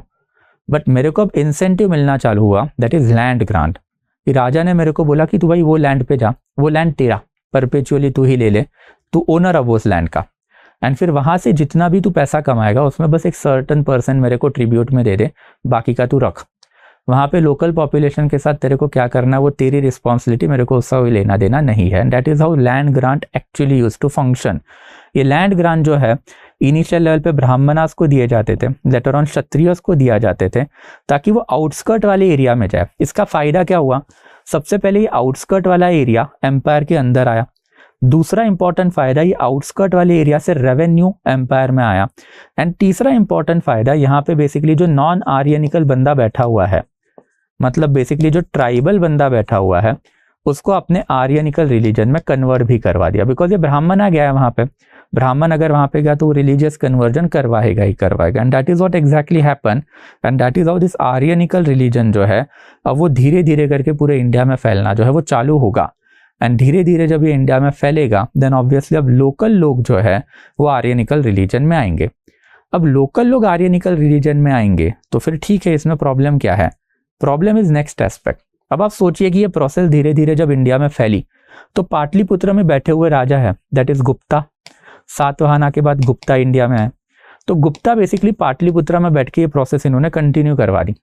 क्या करवाएंगे कि भाई पूरा इंडिया कैप्चर करेंगे, लैंड ग्रांट देंगे, ब्राह्मण क्षत्रिय भेजेंगे, लोकल पॉपुलेशन को आर्यनिकल पॉपुलेशन में लाएंगे, उनसे खेतीबाड़ी करवाएंगे, खेतीबाड़ी करवाने के बाद उनसे रेवेन्यू जमा करवाएंगे। तो एरिया भी अपने अंडर आया, पॉपुलेशन भी अपनी बढ़ी, एंड आफ्टर पूरा का पूरा वो एक एरिया जो है वो एक रेवेन्यू जनरेटिंग एरिया हो गया। बट इन दैट कैपेसिटी अब नेक्स्ट प्रॉब्लम आएगा कि अब ये जो बेसिकली ट्राइबल लोग जिनको आपने आर्यनिकल रिलीजन में कन्वर्ट करवाया है, अब उनको आप वर्ण कौन सा दोगे? And that becomes a problem. तो गुप्ता पीरियड ऑनवर्ड हम लोगों को ये फिनोमिनन बहुत ही ज्यादा दिखाई दिया है कि गुप्ता पीरियड ऑनवर्ड हम लोगों को अब ये जाति का एक्चुअल मतलब पता चलना चालू हुआ। तो इन्होंने किया क्या? अब से फॉर एग्जाम्पल पाटलिपुत्र नाम की जो जगह है वहां पे बैठा हुआ एक ब्राह्मण, एक क्षत्रिय, एक वैश्य एंड शूद्र। अब ये पाटलिपुत्र जो है उन्होंने एक एरिया कैप्चर किया, से फॉर एग्जाम्पल कन्याकुमारी। अब कन्याकुमारी वाला एरिया जैसे ही इन्होंने ट्रांसफर कर लिया, मतलब कैप्चर कर लिया, तो ऑब्वियसली अब मौका आया कि भाई ये जो लोग नए नए आए हैं उनको कोई तो वर्ण देना है। तो इन्होंने क्या किया, ब्राह्मण है तो ऑब्वियसली कन्याकुमारी में जो ट्राइबल सोसाइटी है उनमें भी एक झाड़ फूक करने वाला पंडित तो होगा ही, पोंगा पंडित तो पोंगा पंडित ही सही, उसको ब्राह्मण वर्ण जो है दे दिया। वैसे ही ये कन्याकुमारी वाले सोसाइटी में कोई तो इनका ट्राइबल चीफ होगा, उसको क्षत्रिय बना दिया। इनमें कोई ना कोई तो ट्रेडर होगा, ये ट्रेडर मतलब बेसिकली जो झाड़ ये फिर या फिर जो ट्राइबल प्रोडक्ट है वो बाकी के एरिया में जाके बेचे, उसको वैश्य बना दिया। मैन्युअल लेबर भी होगा, उसको शूद्र बना दिया। बट प्रॉब्लम इज दैट कि पाटलिपुत्र में बैठा हुआ ब्राह्मण अपने आप को अब बेसिकली कन्याकुमारी में बैठा हुआ नया ब्राह्मण है उसके इक्विवेलेंट कंसिडर करेगा क्या? Absolutely no. And that is how the jati system came into being. तो जाति क्या होती है? वर्ण जो है उसके अंदर आपने एक हायरार्की बना ली। तो अगर आपकी जाति लोअर है then there are very much possibility कि आपका कन्वर्जन जो है हिंदू रिलीजन में बहुत लेटर पीरियड ऑफ टाइम में हुआ है, बिकॉज आपकी जाति हायर नहीं है। क्यों हायर नहीं है? बिकॉज यही तो हायर जाति ने कभी ना कभी तो आपके एरिया कैप्चर करवाए एंड फिर उनको जो है आर्यनिकल एरिया में या फिर आर्यनिकल रिलीजन में लाया, एंड दैट्स वाई फिर तो आपको लोअर जाति जो है असाइन की गई है। भगवान ने थोड़ी ना आपके माथे पे लिख के भेजा था आपकी जाति कौन सी है, तो लोग ही देंगे ना। एंड फिर ये लोग कौन होंगे? जो ऑलरेडी हिंदू रिलीजन में बैठे हुए हैं, ऑलरेडी आर्यनिकल रिलीजन में बैठे हुए, and that is how this basically entire जाति सिस्टम जो है केम इनटू बीइंग। तो ब्राह्मण, क्षत्रिय, वैश्य, शूद्र, ये वर्ण हायरार्की बनी। अब इसमें ब्राह्मण के अंदर 1000 जाति जो बेसिकली हायरार्कियल ऑर्डर में है, क्षत्रिय के अंदर 1000 जाति जो हायरार्कियल ऑर्डर में है, वैश्य के अंदर 1000 जाति जो हायरार्कियल ऑर्डर में है, एंड आफ्टर फिर ये जो शूद्र जो है उसके अंदर 1000 जाति जो हायरार्कियल ऑर्डर में है। And that is how during this particular period of the time पहले जाति सिस्टम जो है वो भी बेसिकली हायरार्कियल ऑर्डर वाली जाति सिस्टम अब ये इवॉल्व होना चालू हो गई। तो that is something that is quite significant. And यही पीरियड में 2 और माइल प्रैक्टिसेस के बारे में भी हम लोगों को पता चलता है। तो सबसे पहले जो है next important aspect is basically फाहिन। अब फाहिन का कहना है कि इंडिया में एक सोसाइटी दिखती है भाई हमको, जिनको ये लोग अनटचेबल बुलाते हैं। अनटचेबल का मतलब इसने अस्पृश्य बोल के रखा था। अस्पृश्य लोग जो है दैट इज बेसिकली अनटचेबल जो है ये दिखाई देते हैं। तो ये अस्पृश्य या फिर अनटचेबल कौन है? तो फाहिन ने इंफॉर्मेशन देके रखी है कि ये लोग जो है ये आर्यनिकल रिलीजन या फिर यहाँ पे जो लोकल रिलीजन है उसका पार्ट नहीं है। तो मोस्ट प्रोबेबली ये लोग जो है उस जमाने के ट्राइबल रहे होंगे एंड फिर ये सोसाइटी के आउटस्कर्ट में रहते होंगे। एंड इन दैट कैपेसिटी फाहिन ने हमको इन्फॉर्मेशन दी है कि ये लोगों को एनिमल स्किन के कपड़े पहन के रहना पड़ता था। ये लोग नॉन वेजिटेरियन हुआ करते थे। ये लोग जो है it was mandatory upon them कि इनको ब्रोकन पॉट जो है मटके में खाना खाना पड़ता था। एंड अपार्ट फ्रॉम दैट जब भी ये शहर में आएंगे तो लोकल लेवल का एडमिनिस्ट्रेटर या फिर लोकल लेवल का जो बेसिकली राजा होगा वो टाइम बताता था, उसी पीरियड में इनको अंदर आना पड़ता था। एंड आफ्टर जगह जगह पे एक पीस ऑफ वुड लगा रहता था। जैसे ही चांडाल एक एरिया में जाता था उसको वुड का आवाज निकालना है, मतलब लकड़ी पे लकड़ी मारनी है, ताकि आजू बाजू के लोगों को पता चले कि चांडाल या फिर ये जो अनटचेबल जो है ये आया हुआ है। तो ये जो चांडाल, अनटचेबल या फिर अस्पृश्य है, ये हमारे एरिया में आया है, ताकि लोग जो है इससे दूर रहे। And this is something that is again quite important, because ये जो अनटचेबल जो है, अब हमें पता चला है कि हुआ क्या रहेगा कि over a period of the time ब्राह्मण, क्षत्रिय, वैश्य, शूद्र, शूद्र के नीचे फिर अल्टीमेटली अंत्यजा, एंड आफ्टर ये अंत्यवसायनी वाली कैटेगरी है, ये वाली कैटेगरी। एंड आफ्टर इनके भी नीचे एक और कैटेगरी डेवलप्ड हुई, क्योंकि ये सारे थे तो आर्यन, सिंपल है, ये 4 वर्ण में जो इंटर मैरिज हुए वही ये लोग बने। बट इनके भी नीचे एक और सोसाइटी रही होगी जो आर्यंस लोगों ने अपने अंडर कभी ली ही नहीं, ये थी ट्राइबल सोसाइटी। एंड यही tribal society over a period of the time untouchable जो है वो बने। एंड दैट इज अल्टीमेटली ये एक्चुअल इवोल्यूशन जो है सोसाइटी का हुआ रहेगा।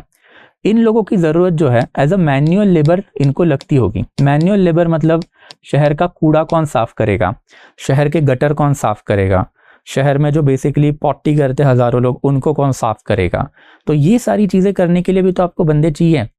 अल्टीमेटली भले ही आपने ये हायरार्कियल बना दिया, बट इनमें ये प्राइड तो था ना कि ये सारे के सारे कौन है, आर्यन।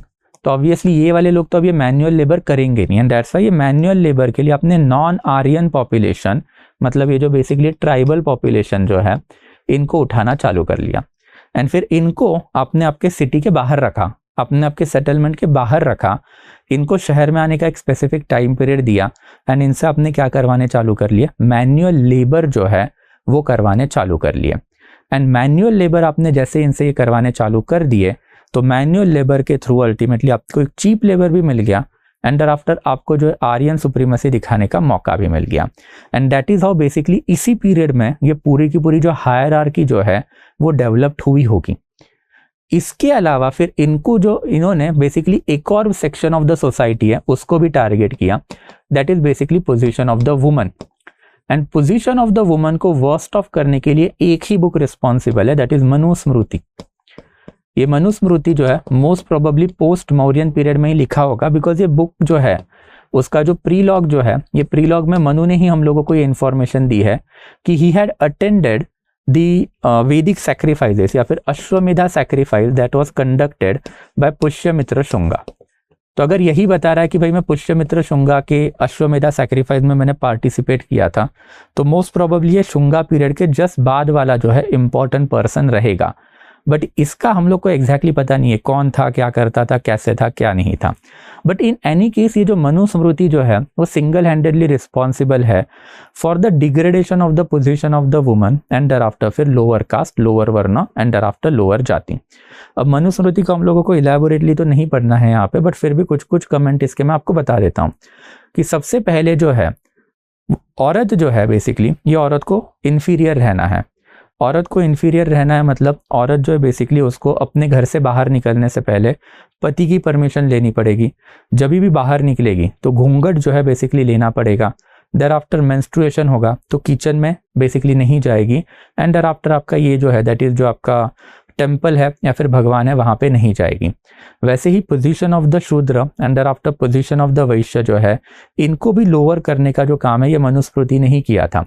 मनुस्मृति ने डायरेक्टली इनके लिए ऑर्डर दिया था कि भाई ये जो 2 सेक्शन है, ये सेक्शन का काम है सोसाइटी में प्रोडक्शन करना, एंड ये 2 सेक्शन जो है यही टैक्स पेइंग कम्युनिटी रहेगी इंडिया में। मतलब ब्राह्मण एंड क्षत्रिय के ऊपर टैक्स नहीं लगेंगे, टैक्स सिर्फ और सिर्फ शूद्र एंड वैश्य के ऊपर लगेंगे। एंड यही मनुस्मृति जो है उन्होंने चांडाल या फिर जो अनटचेबल वाली पोजीशन है उसके ऊपर भी लॉ देके रखे, जो मैंने अभी आपको बताया कि इनको बेसिकली एनिमल के कपड़े पहन के ही रहना है, ब्रोकन पॉट में ही खाना खाना है, and after majority of the time ये मांस कंज्यूम करेंगे, मतलब ये नॉन वेजिटेरियन जो है वही रहेंगे। नॉन वेजिटेरियन क्यों रहेंगे? बिकॉज ऑब्वियसली फिर सोसाइटी में जो डेड एनिमल वगैरह रहेंगे, ये डेड एनिमल वगैरह आप साफ कैसे करोगे? ऑब्वियसली इसके लिए ये वाला काम इनको दे दिया। बट इन एनी केस ये सारी की सारी चीजें जो है अल्टीमेटली मनुस्मृति इसी पीरियड में आई। एंड यहाँ पे वी कैन क्लियरली सी कि जो पीरियड हमने उठाया था रफली 188 BC से लेके रफली 600 BC, अब इसमें ये मल्टीपल मैल प्रैक्टिसेस जो है वो सोसाइटी में आनी चालू हो गई। एंड यही मल्टीपल मैल प्रैक्टिसेस जो है, अब ये सारी की सारी मैल प्रैक्टिसेस हिंदू रिलीजन का एक पार्ट बन के रह गई। क्यों बन के रह गई? बिकॉज अब बेसिकली गुप्ता की हम लोग बात करें या फिर गुप्ता के बाद जितने भी इंपॉर्टेंट किंग हुए, दैट इज राजपुताना की अगर हम लोग बात करें, सारे के सारे आर्डेंट हिंदू रिलीजन के फॉलोवर थे। एंड इन दैट कैपेसिटी इनके कोर्ट में हमेशा से एक ब्राह्मण होता था। एंड यही ब्राह्मण जो उसने ये सारी की सारी सिस्टम जो है सोसाइटी में एनफोर्स करनी जो है वो चालू कर दी। एंड सोसाइटी में जब एनफोर्स करनी है पूरी की पूरी सिस्टम चालू हो गई, तब ऑब्वियसली फिर एक करके जो है ये लॉज इफेक्टिवली एनफोर्स भी किए गए। Position of the woman deteriorate हुई, पोजीशन ऑफ द शूद्र जो है वो डिटेरियोरेट हुई, position of the Vysya deteriorate हो गई, and position of the untouchable जो है वो भी डिटेरियोरेट हो गई। इससे साध्य क्या हुआ? इससे अल्टीमेटली मिला क्या? इससे मिला ये कि सबसे पहले जब मेजॉरिटी आपके सोसाइटी में क्या रहेंगे, इलिटरेट रहेंगे, तो राजा का रूल जो है वो कोई चैलेंज नहीं कर पाएगा। दूसरा इंपॉर्टेंट चीज आपने इसमें क्या एक्सेप्ट कर लिया या फिर क्या इसमें अचीव कर लिया कि जो ब्राह्मणिकल मोनोपोली जो है, वो मोनोपोली जो है इंडिया के ऊपर अब हजारों साल तक टिकने वाली है। वो मोनोपोली को अब कोई भी चैलेंज जो है वो नहीं करने वाला है। एंड दैट इज अल्टीमेटली अब धीरे धीरे करके वी कैन सी दैट कि सारी की सारी मैल प्रैक्टिसेस जो ये पीरियड में अब डेवलप्ड हुई, वो अब इंडिया में और अपना जलवा दिखाने वाली थी और जो है बेसिकली क्या करने वाली थी, तो अपने को असर्टन करने वाली थी, अपने को और एनफोर्स करने वाली थी। And that is what we need to go to कि पीरियड ऑफ द 600 से लेके रफली 1200 BC तक। अब ये वाले पीरियड में क्या हुआ, अब उसके ऊपर जाएंगे। बट अगेन जाने से पहले अगर यहाँ तक अगर कोई डाउट रहेगा then you will let me know guys. Okay, so anything till your sofa. Okay, हाँ ये सॉरी 600 AD तक है, my mistake, sorry. Okay, Ambedkar ji ने मनुस्मृति बर्न की थी, that is I told you कि ये क्यों बर्न की थी। ओके, अंत्यजा सोसाइटी के अंत में रहने वाले लोग थे ये। And Antyaja as I told you, Acharya Chanakya ने बताया था कि जो इंटरवर्ण मैरिजेस होते थे उनकी प्रोजेनी मतलब उनके बेटे जो है या फिर उनकी बेटे, उनको कोई वर्ण असाइन नहीं किया जाता था, उनको सोसाइटी के बाहर ढकेला जाता था। ओके, या मनु ने लिखी ना मनुस्मृति, मनुस्मृति जो बेसिकली मनु ने लिखा हुआ बुक है, राइट। या मैंने आपको पहले भी बताया था कि जो आपके वेदास जो है, ओके, वेदा जो है बेसिकली रिलीजियस बुक है, वैसे ही पुराण भी एक रिलीजियस बुक है। तो जो वेदा है उसके अकॉर्डिंग जो लॉ बनेंगे उसको आप बोलोगे धर्म स्मृति। तो धर्म स्मृति जो है ये बेसिकली क्या है, ये एक बुक नहीं है, ऐसे टोटल 108 धर्म स्मृति हमको मिली है। जब मैं मनु स्मृति बोलूंगा तो ये मनु ने लिखी हुई धर्म स्मृति है, मतलब मनु ने अकॉर्डिंग टू वेदा जो लॉ लिखे वो हो गए मनु स्मृति। वैसे ही पुराण के अकॉर्डिंग की जो लॉ बुक होते हैं उसको आप क्या बोलोगे, धर्मशास्त्र। तो धर्मशास्त्र जो है वो कोई ना कोई तो पंडित नहीं लिखे हुए थे, ब्राह्मणा ने ही लिखे हुए थे, बस वो पुराण के अकॉर्डिंग है। तो अगर शास्त्र होगा तो पुराण है, स्मृति होगा तो वैदिक लिटरेचर के अकॉर्डिंग है। Okay, what are the sources of all this things? अरे अभी तो बताया मैंने, आचार्य चाणक्य का अर्थशास्त्र है, मनुस्मृति है हमारे पास, देयर आफ्टर फिर पतंजलि का महाभाष्य है हमारे पास। कितने सोर्सेस मैं आपको बताऊं, ये नाम लेके बता रहा हूं मैं, तो यही नाम जो मैंने लिए उन्हीं के तो सोर्सेस है कि नहीं सारे के सारे। ओके, या हम लोग वैदिक पीरियड का बहुत आगे आ गए ना यार, सिंपल है। ये बेसिकली कौन सा पीरियड, ये पोस्ट मौर्यन पीरियड है। Are you getting it? तो पोस्ट मौर्यन पीरियड, ठीक है। अस्पृश्य इज अनटचेबल, राइट। अस्पृश्यता, अस्पृश्य इसका मतलब ही अनटचेबल होता है। Okay, oldest religion of the world अगर आप बात करोगे देन जिविश रिलीजन होगा वो। Okay, will move forward then, ठीक है। नाउ ये वाले पीरियड के बाद अब थोड़ा सा और आगे बढ़ते हैं, बिकॉज अब ये वाला पीरियड भी काफी सिग्निफिकेंट था। इन बिटवीन 600 AD से लेके रफली आप पकड़ के चलो कि इन बिटवीन 1200 AD, जब तक इंडिया में सुल्तानों का राज जो है वो चालू नहीं हुआ। सल्तनत started in India in 1206 AD, जब कुतुबुद्दीन ऐबक ने दिल्ली सल्तनत जो एस्टेब्लिश कर ली। तो अब ये वाला पीरियड जो है ये फ्लैगेंट था हिंदू रिलीजन की सुप्रीमेसी का इन इंडिया। इसके बाद इंडिया के ऊपर इस्लामिक सुप्रीमेसी जो है, दैट इज इस्लामिक रिलीजन जो है उसका बोलबाला जो है चालू हो गया। बट इन एनी केस अब बेसिकली हिंदू रिलीजन का जो फ्लैग एंड या फिर रिलीजियस सुप्रीमेसी वाला पीरियड, अब इसमें देखते क्या हुआ। अब इसमें हम लोगों को वही बातें करनी कि एग्जैक्टली हुआ क्या। इन between this period of the time हम लोग को एक प्रोसेस पता चली है कि ये वाले पीरियड में इंडिया के ऊपर राजपुताना का कब्जा जो है वो अच्छा खासा बढ़ना चालू हो गया। एंड राजपूताना के साथ एक प्रॉब्लम था कि they themselves were basically non Hindu या फिर नॉन आर्यनिकल लोग, ये हून्स हुआ करते थे जो अल्टीमेटली फिर आर्यनिकल या फिर हिंदू रिलीजन में आए हुए लोग थे। एंड दैट्स व्हाई जब आप एक रिलीजन छोड़ के दूसरे रिलीजन में आते हो then it is moral responsibility of yours कि आप वो रिलीजन को आर्डेंटली फॉलो करो। And that is what Rajputana में मस्ट हैव हैपन।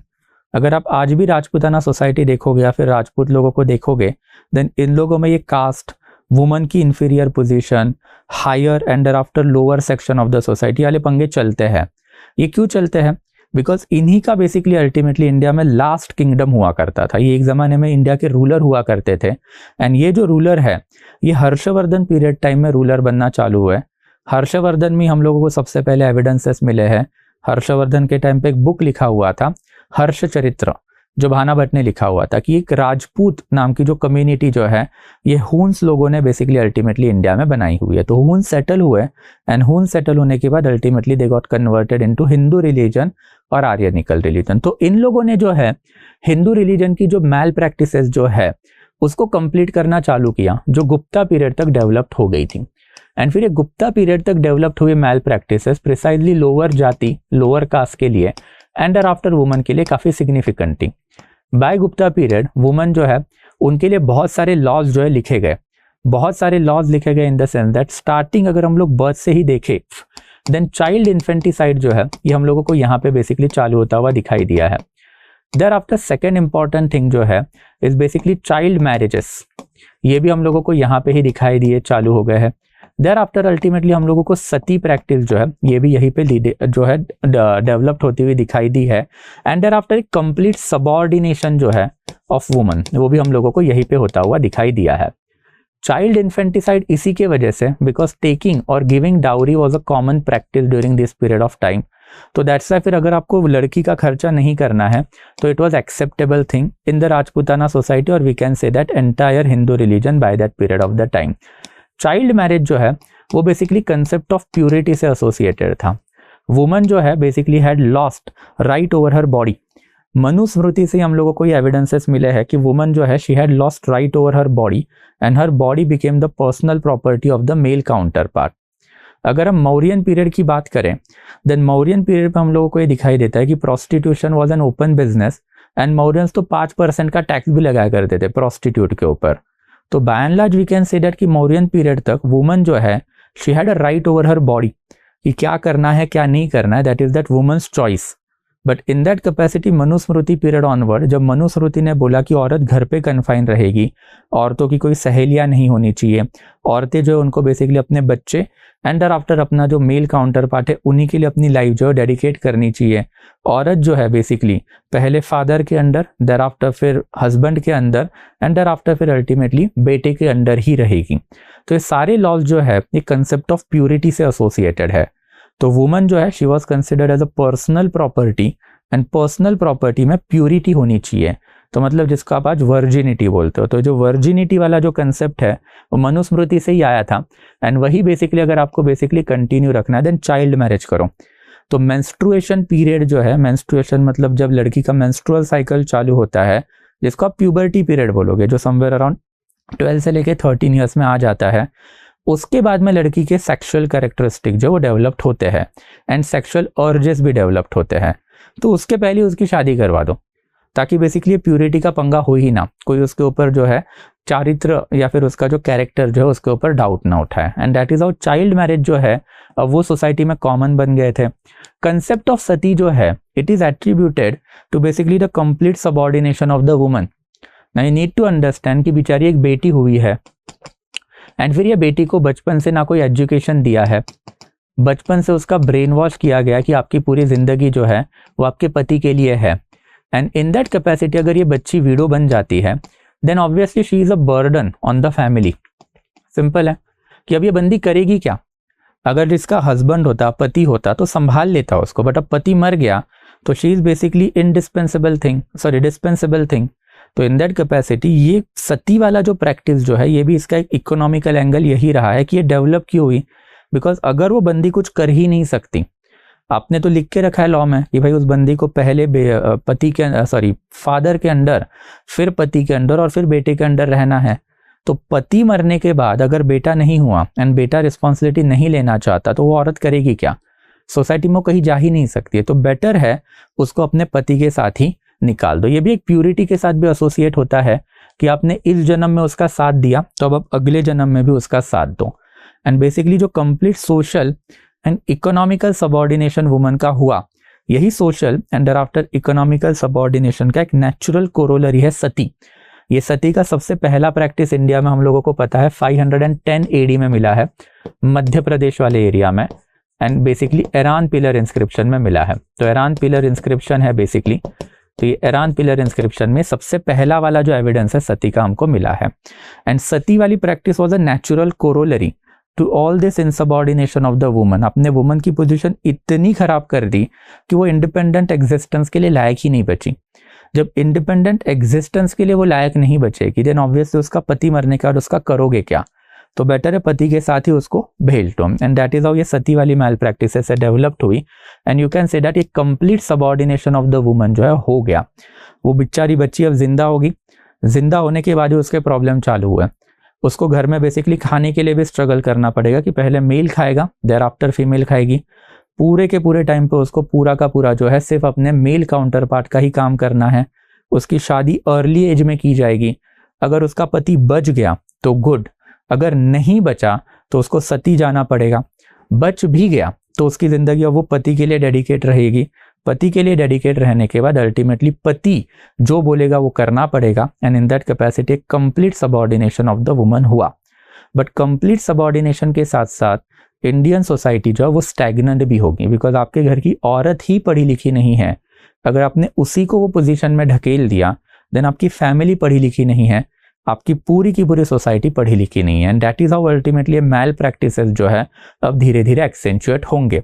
एंड वैसे ही अगर हम लोग कास्ट की बात करें देन ऑब्वियसली कास्ट के ऊपर भी हमने देखा कि ब्राह्मण, क्षत्रिय, वैश्य, शूद्र, फिर अंत्यजा, अंत्यवसायिनी, एंड आफ्टर अल्टीमेटली चांडाला या फिर अनटचेबल जो है उनकी हम लोग बात कर सकते हैं। तो ये सारा जो एस्पेक्ट जो है इसी पीरियड में हम लोगों को दिखाई दिया है। ये सारा एस्पेक्ट जो है इसमें बेसिकली सबसे इंपॉर्टेंट एक बुक सोर्स हमारे पास अवेलेबल है, दैट इज किताबुल हिंद। अब किताबुल हिंद भी काफी इंपॉर्टेंट बुक है। 1030 AD में लिखा हुआ था किताब उल हिंद। ये अल बरूनी ने लिखा हुआ था। एंड अल बरूनी का जो बुक है ये इंडिया के one of the best book में से एक माना जाता है। ये पर्टिकुलर बुक की जो इन्फॉर्मेशन हमारे पास है उसके वजह से हमको बहुत सारी इन्फॉर्मेशन मिलती है। तो अब ancient time and medial time में होता क्या था कि एक किंग जब दूसरे किंग के ऊपर अटैक करेगा या फिर उसके ऊपर रेड डालेगा तो रेड डालने का भी एक तरीका होता था। ऐसा नहीं कि मुंह उठाए और फिर आप चल दिए अटैक करने के लिए, नो। आप बेसिकली जाने से पहले वो किंग की लैंग्वेज सीखोगे। लैंग्वेज सीखने के बाद आप एक डिप्लोमेटिक मिशन भी बनाओगे एंड देयर आफ्टर अटैक करोगे, ताकि जब आप अटैक करोगे सामने वाले किंग को एक अपॉर्चुनिटी तो आपको देनी पड़ेगी ना कि भाई सरेंडर। उसमें आपका भी फायदा उसका भी फायदा, जान नहीं जाएगी, वॉरफेयर के लिए खर्चा नहीं होगा। And that is what ultimately was done by Mahmud of Ghazni. ये अल बरूनी जो है बेसिकली ये महमूद ऑफ गजनी का आदमी था। महमूद ऑफ गजनी का नाम इंडिया में सबने सुना रहता है। ये वही गजनी है जिसने बेसिकली सोमनाथ टेम्पल लूटा हुआ था, एक तरह आपको हमेशा पता रहेगी। तो महमूद ऑफ गजनी ने इंडिया में आने से पहले इसने बेसिकली 1000 से लेके 1027 में टोटल 17 इन्वेजन्स किए थे इंडिया पे, मतलब 17 बार लूटा था। बट ऑब्वियसली ये लूटने वाला एंगल बाद में देखेंगे जब मिडियल में जाएंगे। बट महमूद ऑफ गजनी जब इंडिया में आया था तो उसने पहले इंडिया से कुछ पंडितों को बुलाया था गजनी में। एंड गजनी में वो पंडितों के थ्रू अपने ऑलमोस्ट एक 25 जो स्कॉलर थे उसके कोर्ट में उनको संस्कृत की विद्या दी थी। एंड यही 25 स्कॉलर में से एक था ये अल बरूनी। अब महमूद ऑफ गजनी 1027 में मर गया। अल बरूनी ने 1027 के बाद ये बुक लिखी थी, that is basically Kitabul Hind. And ये किताबुल हिंद लिखने के एपीलॉग में, मतलब जो बेसिकली प्रीलॉग जो है, तो प्रीलॉग मतलब बेसिकली जो किताब के जो पहले पन्ने होते हैं, इसका जो बेसिकली इंट्रोडक्शन होता है उसमें, उसी में उसने इन्फॉर्मेशन दी है कि महमूद ऑफ गजनी ने कौन से पंडितों को बुलाया एंड फिर वो पंडितों ने क्या किया। तो ये पंडितों ने मतलब इलाबोरेट संस्कृत का इन्फॉर्मेशन जो अल बरूनी को देके रखा। एंड अल बरूनी जो है उसने इंडिया के लिटरली सारे टेक्स्ट पढ़ के रखे। इसको अर्थशास्त्र के बारे में भी पता था, इसको वेदास के बारे में भी पता था, इसको कालिदासा के बारे में भी पता था, एंड इसको हर्षचरित्र और भाना भट्ट के बारे में भी पता था।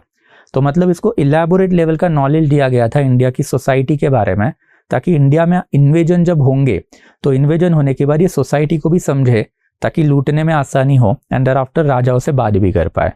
बट इन एनी केस अपना पैटर्न गजनी मरने के बाद ये इंडिया में रुका बंदा, एंड इंडिया में रुकने के बाद उसने ये किताबुल हिंद जो है ये इंडिया के ऊपर लिखी।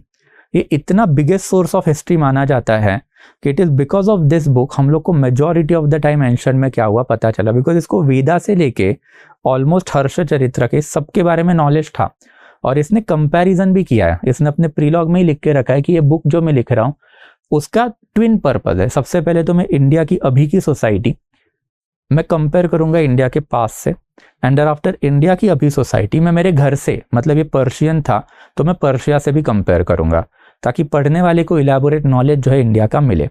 अब अल बरूनी तो बहुत बड़ा बुक है, बट इसका एक लाइन इज क्वाइट सिग्निफिकेंट कि इसने इंडिया के बारे में लिख के रखा है कि एंशिएंट टाइम में जो इंडिया का जो ग्रेटनेस जो है वो अब हम लोगों को इंडिया में दिखाई नहीं देता है। समहाउ इंडिया में एक ऐसी प्रोसेस डेवलप्ड हुई है जिसमें बेसिकली ब्राह्मण एंड देयर आफ्टर क्षत्रिय जो है इनकी इंडिया के ऊपर मोनोपोली हो गई है, एंड देयर आफ्टर इनके नीचे हम लोगों को वैश्य एंड देयर आफ्टर शूद्र मिलते हैं।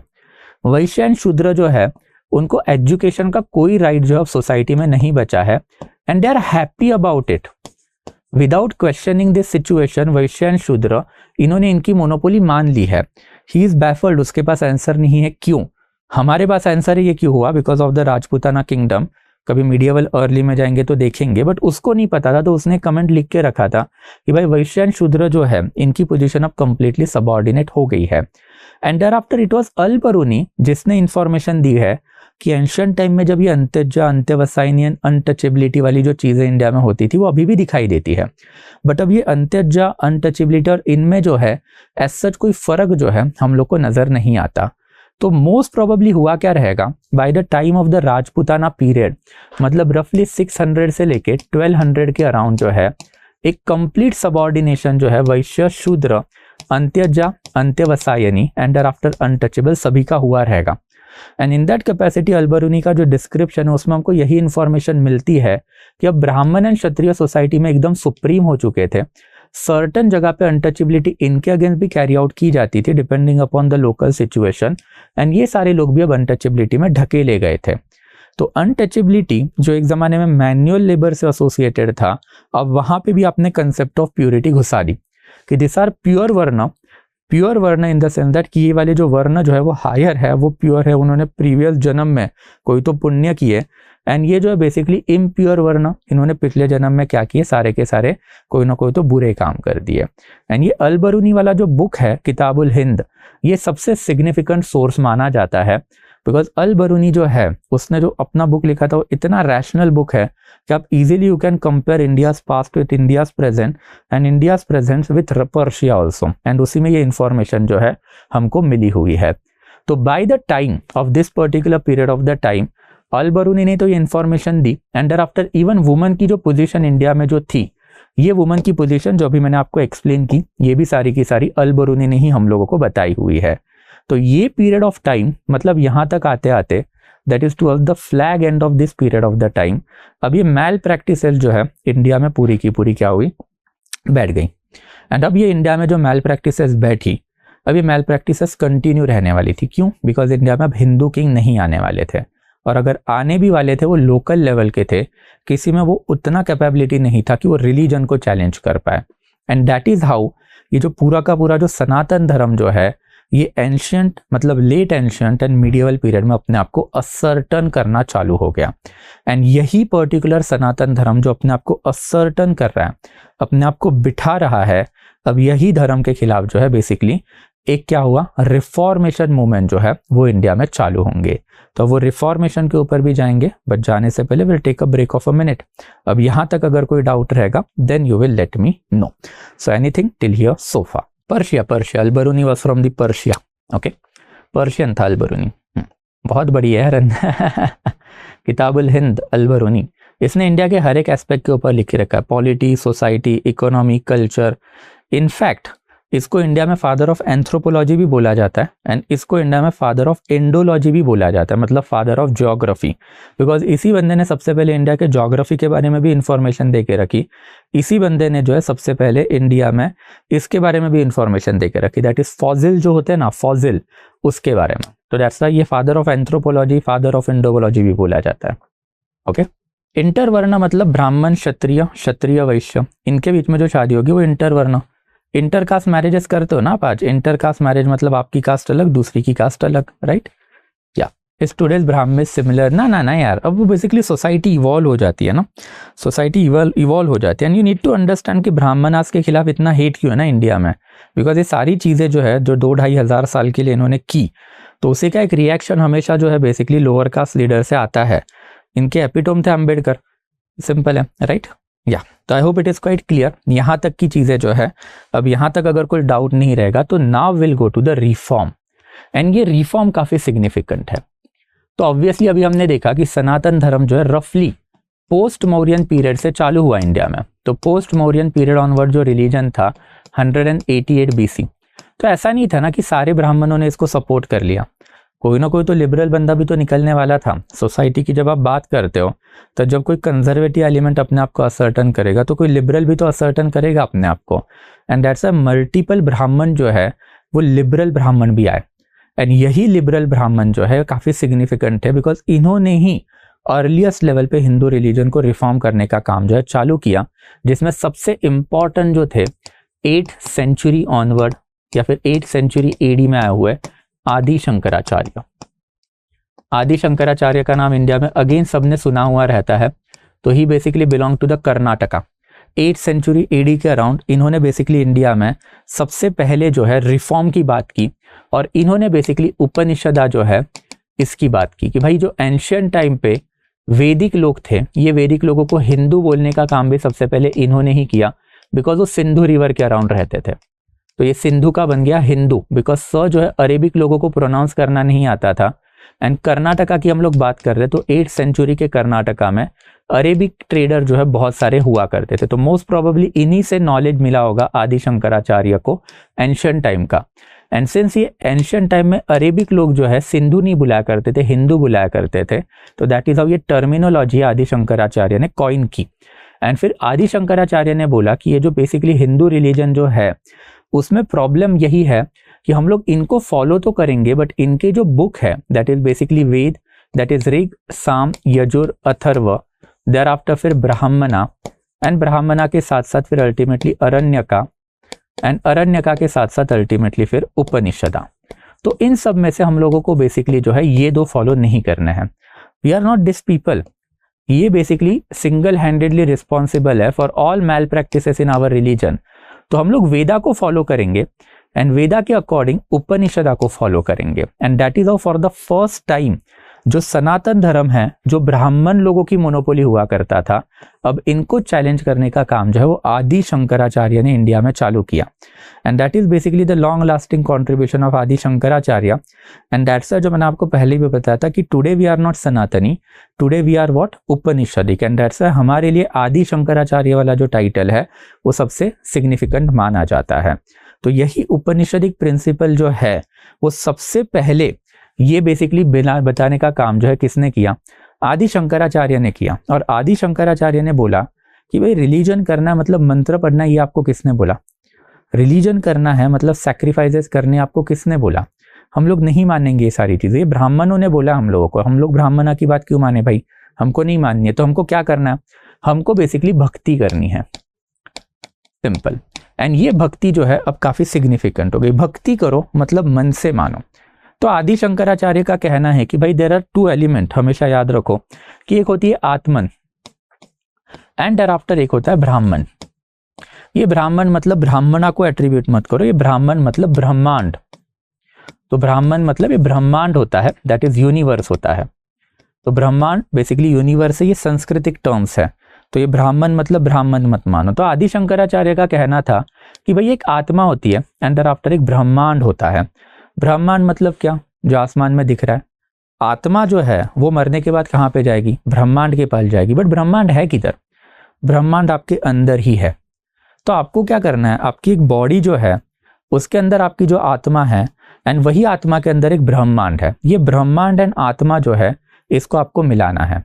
एंड ये कैसे मिलाओगे आप, ये मिलाओगे आप भक्ति से। तो आप कोई भी एक भगवान पकड़ो एंड भगवान जो है उसका नाम अर्चना करो, उसके लिए मेडिटेशनल प्रैक्टिसेस करो। इससे होगा क्या, आपको जो स्पिरिचुअल अवेकनिंग है वो मिलेगा, मतलब आपके जो बेसिकली दिमाग की शक्तियां खुल जाएंगी एंड आपको रियलाइज होगा कि आपकी सोल जो है उसी के अंदर ब्रह्मांड है, एंड ये सोल एंड ब्रह्मांड मिल जाएंगे। अगर ये सोल एंड ब्रह्मांड मिल गए तो अल्टीमेटली आपकी बॉडी जो है उसका फिर कोई पर्पस नहीं रहेगा।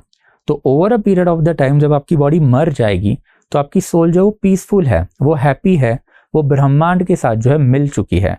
एंड फिर उसका रीबर्थ होगा क्या, नहीं होगा। उसको क्या मिलेगा, मोक्ष मिलेगा, लिबरेशन मिलेगा। एंड यही मोक्ष या फिर लिबरेशन जो है वो कोई भी रिलीजन का बेस होता है। तो आदि शंकराचार्य ने फॉर द फर्स्ट टाइम ये बताने की कोशिश की कि आप भगवानों को खुश करने के लिए सैक्रिफाइस जो कर रहे हो वो बंद करो, एंड आप क्या करो, आप बेसिकली स्पिरिचुअलिज्म पे आओ, भक्ति के ऊपर आओ। आपको मोक्ष चाहिए ना, तो मैं बताता हूँ ना मोक्ष का तरीका। एंड ये मोक्ष का तरीका क्या है, देन ऑब्वियसली मोक्ष का तरीका है कि आपके बॉडी के अंदर ही आत्मा है, आपके बॉडी के अंदर ही ब्रह्मांड है। पहले ये चीज समझो एंड आफ्टर आत्मा एंड ब्रह्मांड का मिलन करवाओ। उसके लिए आपको कोई तो भगवान सिलेक्ट करके भगवान की पूजा अर्चना करनी है, एंड उसके साथ साथ आपको जो है बेसिकली मेडिटेशनल प्रैक्टिसेस करनी है, ताकि आपको ये ज्ञान मिले कि ब्रह्मांड एंड आफ्टर आत्मा जो इसका मिलन हो गया। And that is initially initial level पे जो भक्ति मोमेंट जो है यह बेसिकली आदि शंकराचार्य के पीरियड ऑनवर्ड जो है चालू हुई। यही वाली बेसिकली भक्ति आइडियोलॉजी जो है ultimately Alvar and Nayanar saint जो है उन्होंने अब इंडिया के विलेज में फैलानी भी चालू कर ली। And that is how we can say earliest level पे अब हिंदू रिलीजन में रिफॉर्म आए, मतलब सनातन धर्म जो सैक्रिफाइसेस पे बैठा हुआ उसको अब विथ इन रिलीजन चैलेंज मिला कि अब हम हमारा रिलीजन सैक्रिफाइसेस पे नहीं करेंगे, भक्ति पे करेंगे। एंड फिर इसी में ultimately we can say that एक और एडिशन आया, एंड वो एडिशन बेसिकली हम मानते हैं। तो हम एक्चुअल में एज सच रामानुजा के फॉलोवर है, आदि शंकराचार्य के नहीं। तो रामानुज जो है ultimately he is also quite significant. तो उन्होंने 11th सेंचुरी एडी में अपनी फिलॉसफी दी। तो रामानुज का कहना था कि भाई आदि शंकराचार्य का कहना बराबर है कि there is one atma and then there is one brahmand.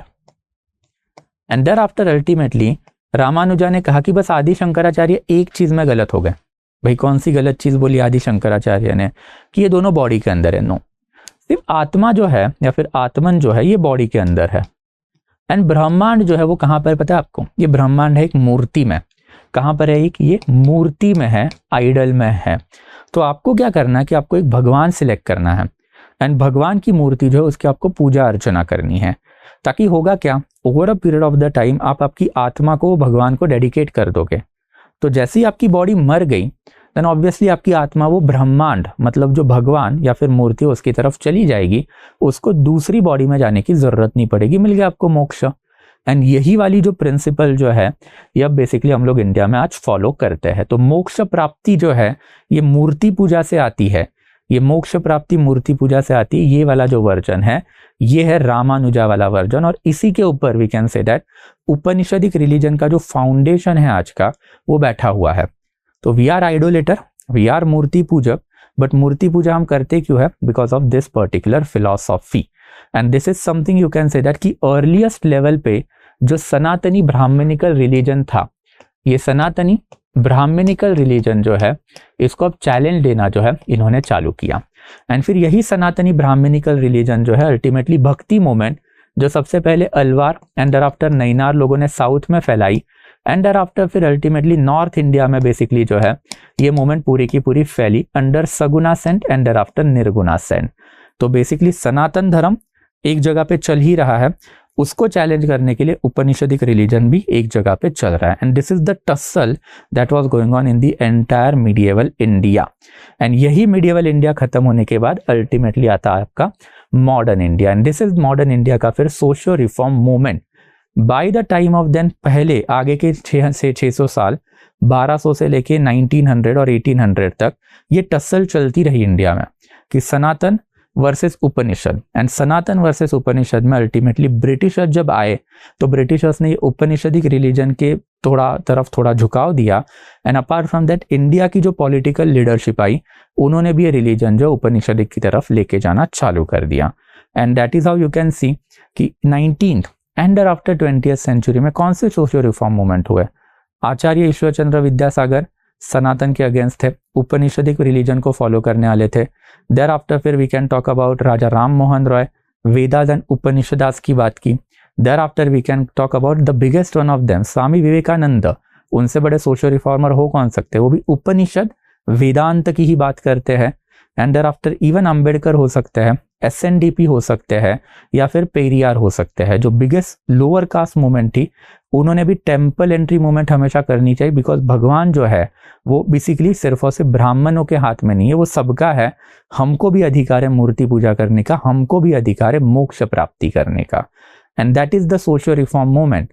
And ये सोशल रिफॉर्म मूवमेंट फिर किए क्यों गए, बिकॉज जब आप सोशल रिफॉर्म मूवमेंट करोगे तो जो रिलीजन का होल्ड है सोसाइटी के ऊपर वो चला जाएगा, वो लोग अपने घर से बाहर आएंगे, अपना मटेरियल अपलिफ्टमेंट करवाएंगे, मतलब परचेसिंग पावर, डिमांड जनरेट करेंगे, एंड यही डिमांड अल्टीमेटली आपकी कंट्री का क्या करवाएगी, इंडस्ट्रियल रेवोल्यूशन या फिर अर्बनाइजेशन करवाएगी। And this is basically the entire evolution of the social history. I hope it is quite understood कि जो मैल प्रैक्टिसेस हिंदू रिलीजन में आई वो क्यों फॉलो की गई। बेवकूफ तो नहीं थे ना लोग, उनको दिखता था कि सती गलत है, उनको दिखता था कि भाई ये जो पूरी की पूरी जो चाइल्ड इन्फेंटिसाइड है गलत है, उनको दिखता था विडो रीमैरिज जो नहीं करवाने दे रहे वो गलत है, फिर भी क्यों फॉलो हो रहे थे, बिकॉज यही ब्राह्मणा ने रिलीजन में वो लिखा था, यही ब्राह्मण के ऊपर राजा का हाथ था।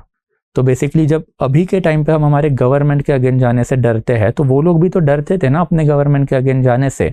That's why that malpractices, and that's why that malpractices had to go, and ultimately ये सारी की सारी मैल प्रैक्टिसेस जो है एक झटके में इंडिया से खत्म हुई वाया कॉन्स्टिट्यूशन ऑफ इंडिया। तो अब सोशल रिफॉर्म मूवमेंट जो है that will be our topic of discussion, but this is something I hope it is quite clear कि अगर हम लोग बेसिकली अगर पूरा का पूरा वापस से इवोल्यूशन देखेंगे तो we started basically from here कि रिवॉल्ट ऑफ 1857 में किंग लोगों ने पैट्रोनाइज किया था, क्यों, एंड फिर ये कंजर्वेटिव लोग अब अपसेट होने वाले थे सोशियो रिफॉर्म, एंड वही socio reform was the topic of discussion today. And यही सोशियो रिफॉर्म जो उसका हमने बेस देखा था कि socio reform ultimately ancient time में जो है कैसे डेवलप्ड हुए। तो पहले हिंदू रिलीजन, उपनिषदा, देयर आफ्टर इसमें मैल प्रैक्टिसेस धीरे धीरे कैसे आना चालू हुई, कैसे सिर्फ और सिर्फ लोअर कास्ट एंड वुमेन जो है वो टारगेट बनते गए, कैसे फिर ultimately Manusmriti and thereafter different books में अल्टीमेटली सारी की सारी position of the woman and position of the lower caste जो है पूरी की पूरी डाउन ट्रोडन हुई, एंड कैसे ये पोजीशन जो डाउन ट्रोडन हो रही थी वो डाउन ट्रोडन होने के बाद वो सीमेंट हुई during the time of the Rajputana.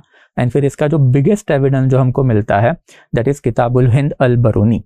तो मैंने आपको जैसे बताया कि इसका जो एनालिसिस जो है it is bang on target था, बिकॉज उसको इंडिया का एंशिएंट भी पता था, प्रेजेंट भी पता था, तो इसने तो हर एक चीज के बारे में लिख के रखा है। जैसे इसका एक और डायलॉग है जो इंडिया में आज भी चलता है, जैसे जस्ट फॉर योर नॉलेज। तो इसका कहना है कि इंडिया में there is a palpable tension between Hindus and Muslim community. ये जो लोग हैं एक दूसरे से बात भी करना पसंद नहीं करते हैं, and it is all Biruni जिसने सबसे पहले इसके लिए क्रिटिसाइज किया था गजनी को कि ये सिचुएशन इंडिया में क्रिएट हुई है बिकॉज ऑफ द गजनी के इन्वेजन। जो गजनी ने इन्वेजन किए टेम्पल पे, इसकी वजह से लोकल सेंटिमेंट हर्ट हुए, एंड फिर हिंदूज एंड मुस्लिम के बीच में जो खाई है या फिर जो चीज़म है वो बढ़ गया।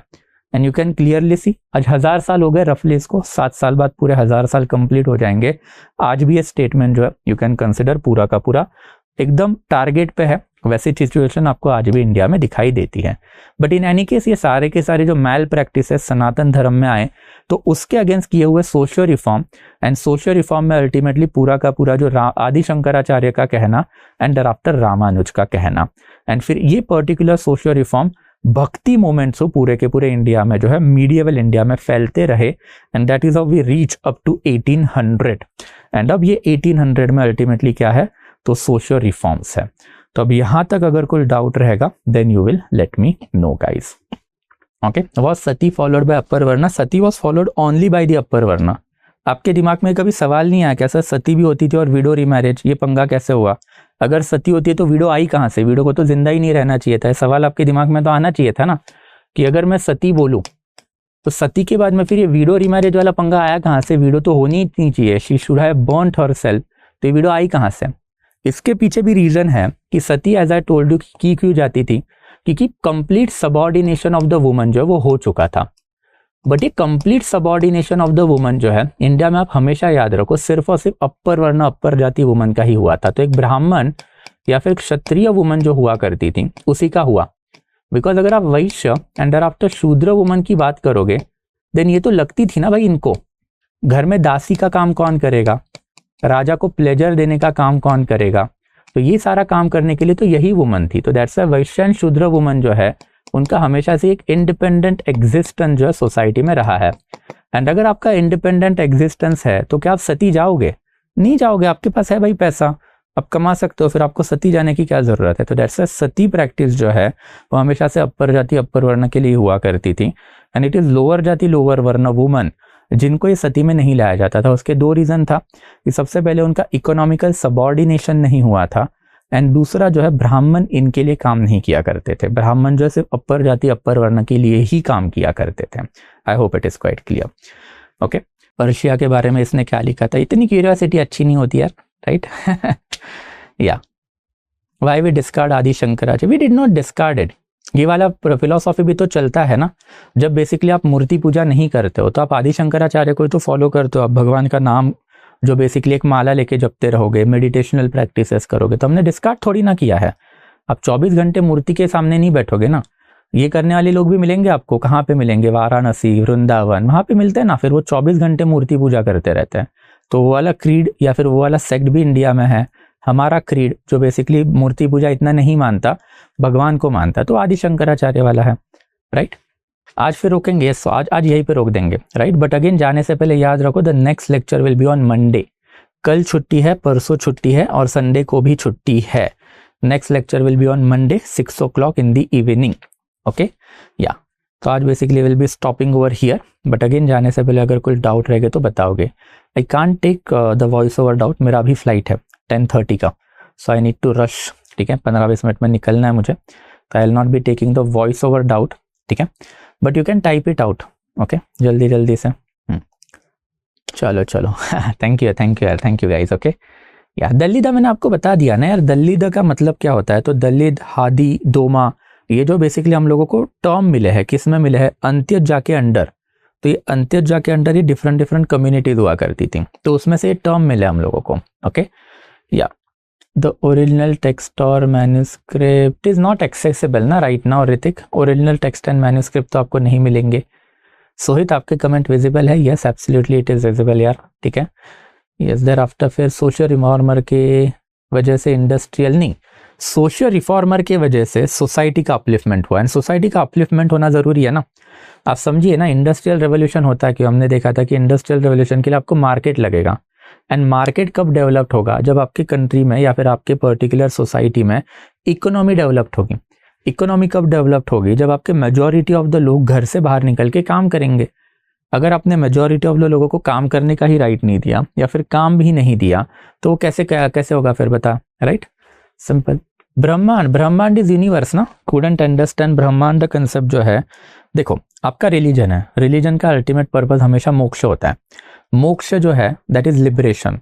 जैसे हिंदू रिलीजन में आपने सुना हुआ रहेगा कि आपके मरने के बाद आपकी आत्मा जो है दूसरे के बॉडी में चली जाती है, मतलब नया जन्म लेती है। क्यों? तो भाई ऑब्वियसली आपकी आत्मा अनफुलफिल्ड है in that capacity. Say for example, take my example, अब मेरा जो है बेसिकली एक सपना है कि मैं एक रोल्स रॉयस खरीदूं, एंड अगर मेरे को रोल्स रॉयस मिली ही नहीं तो मेरी आत्मा अतृप्त हो गई मेरी आत्मा। तो मेरे मरने के बाद ये आत्मा किसी और के बॉडी में जाएगी और वो रोल्स रॉयस देने का सपना देखेगी। I am just telling you the example wise, that is how the concept of the transmigration of the soul work. अगर आपके बॉडी में जो आत्मा है उसके डिजायर फुलफिल नहीं होते हैं, तो अगर आत्मा के डिजायर फुलफिल नहीं हुए तो आपकी बॉडी जाने के बाद वो डिजायर फुलफिल करने के लिए आत्मा पुनर्जन्म लेगी। एंड दैट्स आपको आपकी आत्मा जो है उसको बताना पड़ेगा कि दुनिया इज मोह माया, इट इज इल्यूजन। एंड ये कैसे बताओगे आप? तो आदि शंकराचार्य ने बताने का काम किया कि भाई आत्मा जो है उसी के अंदर एक ब्रह्मांड है। तो आप मेडिटेशन करो, भगवान का नाम लो, एंड डर आफ्टर ये रियलाइज करवाओ आत्मा को, ये रोल्स रॉयस, IAS एंड डर आफ्टर बंगला गाड़ी, इसमें मजा नहीं है। स्पिरिचुअलिज्म में मजा है। तो आपका जो नॉलेज होगा वो क्या बोलेगा कि भाई ये सारी चीजें मोह माया है, नश्वर है, ये आपको क्या करना है, inner peace, inner knowledge gain करना है। तो आपने किया कि आपकी आत्मा की जितने भी डिजायर है किल ऑफ कर दिए। तो ये आदि शंकराचार्य ने बोला कि आपके आत्मा के अंदर ही ब्रह्मांड है, अगर वो ब्रह्मांड आपको मिल गया तो आपने मोह माया खत्म कर ली। एंड ब्रह्मांड मिलने के लिए आपको नाम लेना पड़ेगा, देयर आफ्टर मेडिटेशनल प्रैक्टिस करनी पड़ेगी, उससे आपको वो नॉलेज मिलेगा कि आपके आत्मा के अंदर ब्रह्मांड है। एंड देयर आफ्टर आत्मा एंड ब्रह्मांड का मिलन हो जाएगा तो आत्मा के वर्ल्डली बॉन्ड जो है वो खत्म हो जाएंगे। And thereafter we can say that कि आत्मा जो है वो क्या होगा, हो जाएगी, उसको मोक्ष मिलेगा, मतलब वो दूसरा बर्थ जो है वो नहीं लेगी। एंड यही अगर हम लोग रामानुजा की बात करें तो रामानुजा ने बोला कि ब्रह्मांड जो है मूर्ति में है, तो आप आपकी आत्मा जो है उसको मूर्ति पूजा में लगाओ, मूर्ति पूजा में उसको समर्पित करवाओ, ताकि आपकी आत्मा जो है बेसिकली उसको सिर्फ एक ही लॉन्गिंग रहे, एक ही डिजायर रहे, वो मूर्ति। तो आपके मरने के बाद वो सोल फिर कहाँ पे जाएगी, मूर्ति में जाएगी। बट मूर्ति का मतलब ही ब्रह्मांड है, एंड मूर्ति का मतलब ही ब्रह्मांड है, मतलब आपकी आत्मा ब्रह्मांड के पास चली गई है, तो आत्मा को क्या मिल गया, मोक्ष मिल गया, right, simple. In Wikipedia shows that Shankaracharya belongs to Kerala. Karnataka का साउथर्न पार्ट, अभी के लिए केरला भी हो सकता है, कर्नाटका केरला वो साउथर्न पार्ट से ही थे, बट ठीक है, या ठीक है। देयर आफ्टर फिर if we talk about archaeological evidence then what about the sunken city of Dwarka evidence. इसमें मैंने आपको पहले भी एक्सप्लेन कर दिया था, राइट, कि महाभारत एंड रामायण के बहुत सारे रेफरेंस हम लोग को दिखते हैं ना रास्ते पे, बट जैसे आज के टाइम पे आपको बॉलीवुड में दिखा होगा कि ये घटना सत्य घटना पे आधारित है, या फिर ये कथा सत्य घटना पे आधारित है, तो वैसा ही कुछ पंगा रहेगा। वो मैंने आपको एक्सप्लेन भी किया था। ये कृष्ण थे क्या, यस, हमको पता है कृष्ण वासुदेव यादव वृष्णि ट्राइब के लीडर थे, और ये वृष्णि ट्राइब एक जमाने में मथुरा से द्वारका में शिफ्ट हुई थी। हमको ये भी पता है कि भाई ये जो है that is basically this one, that is your कुरु क्लैन, जिसमें कौरव एंड आफ्टर पांडव थे, वो था। ये कुरु क्लैन जो है इसकी एंसेस्ट्री भी हमको पता है कि एक जमाने में एक भरत नाम का राजा आया, जो बेसिकली कौन था, या फिर भरत ट्राइब आई कहाँ से, सेंट्रल एशिया से, उसका एक राजा था सुदास। ये सुदास भरत ट्राइब का जो राजा था उसने इंडिया के ऊपर इन्वेजन किया, एंड इंडिया में एक बैटल ऑफ दसराजना हुआ, जिसमें 5 Aryan and after 5 non Aryan tribe है हारी। ये 5 आर्यन 5 नॉन आर्यन ट्राइब का जो बेसिकली विक्टोरिया लूजिंग किंग था, उसके ट्राइब का नाम था पुरु। एंड फिर ये Bharat tribe and Puru tribe जो है, इन्होंने मैट्रिमोनियल अलायंस करके एक नई ट्राइब एस्टेब्लिश की, दैट इज कुरु। एंड यही कुरु क्लैन में ultimately Dhritarashtra and after Pandu हुई। ये राजा भी थे, हम लोगों ने माना, एब्सोल्युटली। हमको ये भी पता है फॉर श्योर कि भीष्म पितामह भी थे। तो मैंने आपको कभी बताया, मैंने आपको पहले भी बताया था कि भाई ये महाभारत हुआ क्या, एब्सोल्युटली हुआ था। बट ये महाभारत से एसोसिएटेड जो माइथोलॉजिकल स्टोरीज है उसके ऊपर हम यकीन नहीं रखते। जैसे श्री कृष्ण ने रथ रोका एंड पूरे दिन प्रवचन दिया, बैटलफील्ड में रथ कैसे कोई रोक सकता है यार, ऑब्वियसली पॉसिबल ही नहीं है। तो ये मतलब जो माइथोलॉजिकल स्टोरीज जो है उसको हमने निगेट कर दिया है। बट माइथोलॉजिकल पार्ट वाला अगर आप निगेट करोगे देन ऑब्वियसली ये सारे लेजेंडरी हीरोज जो है वो हुए थे ना, उसके ऊपर तो कभी किसी ने अल्टीमेटली फिर सवाल उठाए ही नहीं है। दैट्स हम कृष्ण की पूजा भी करते हैं, हम राम की पूजा भी करते हैं। बस हिस्टोरियन जो है उनको प्रॉब्लम है इनसे एसोसिएटेड माइथोलॉजिकल स्टोरीज में। और मैंने आपको ओरिएंटेशन में भी समझाया था माइथोलॉजी क्या होता है, हिस्ट्री क्या होता है, राइट और wrong. Okay, thank you guys यार, I will have a nice journey, don't worry. Okay, ठीक है sir. Doubt on the term Aryan, is it race religion? It is basically now a linguistic term. Aryans are actually a race, but ultimately world history में आपको समझना पड़ेगा कि जब Hitler ने ये रेशियल सुप्रीमेसी थियरी देना चालू की कि आर्यंस आर रेशियली सुप्रीम, तो ये despite being a race ultimately history under after सारे ही सोर्सेस में आपको आर्यन जो रेस से एसोसिएट मिलेगा ही नहीं, वो आप बेसिकली लिंग्विस्टिक्स से एसोसिएटेड मिलेगा। तो एक्चुअल में तो it is a race, but Hitler की करतूतों के वजह से अब ये रेस नहीं, हम लोग इसको अब लैंग्वेज बोलना चालू कर दिया है। आई hope it is quite clear. Okay, या why it was told Brahman as priest and Kshatriya as a king? Vedas में ही लिखा हुआ है ना ये चीज, सिंपल है, राइट। चलो good, everything is clear, right.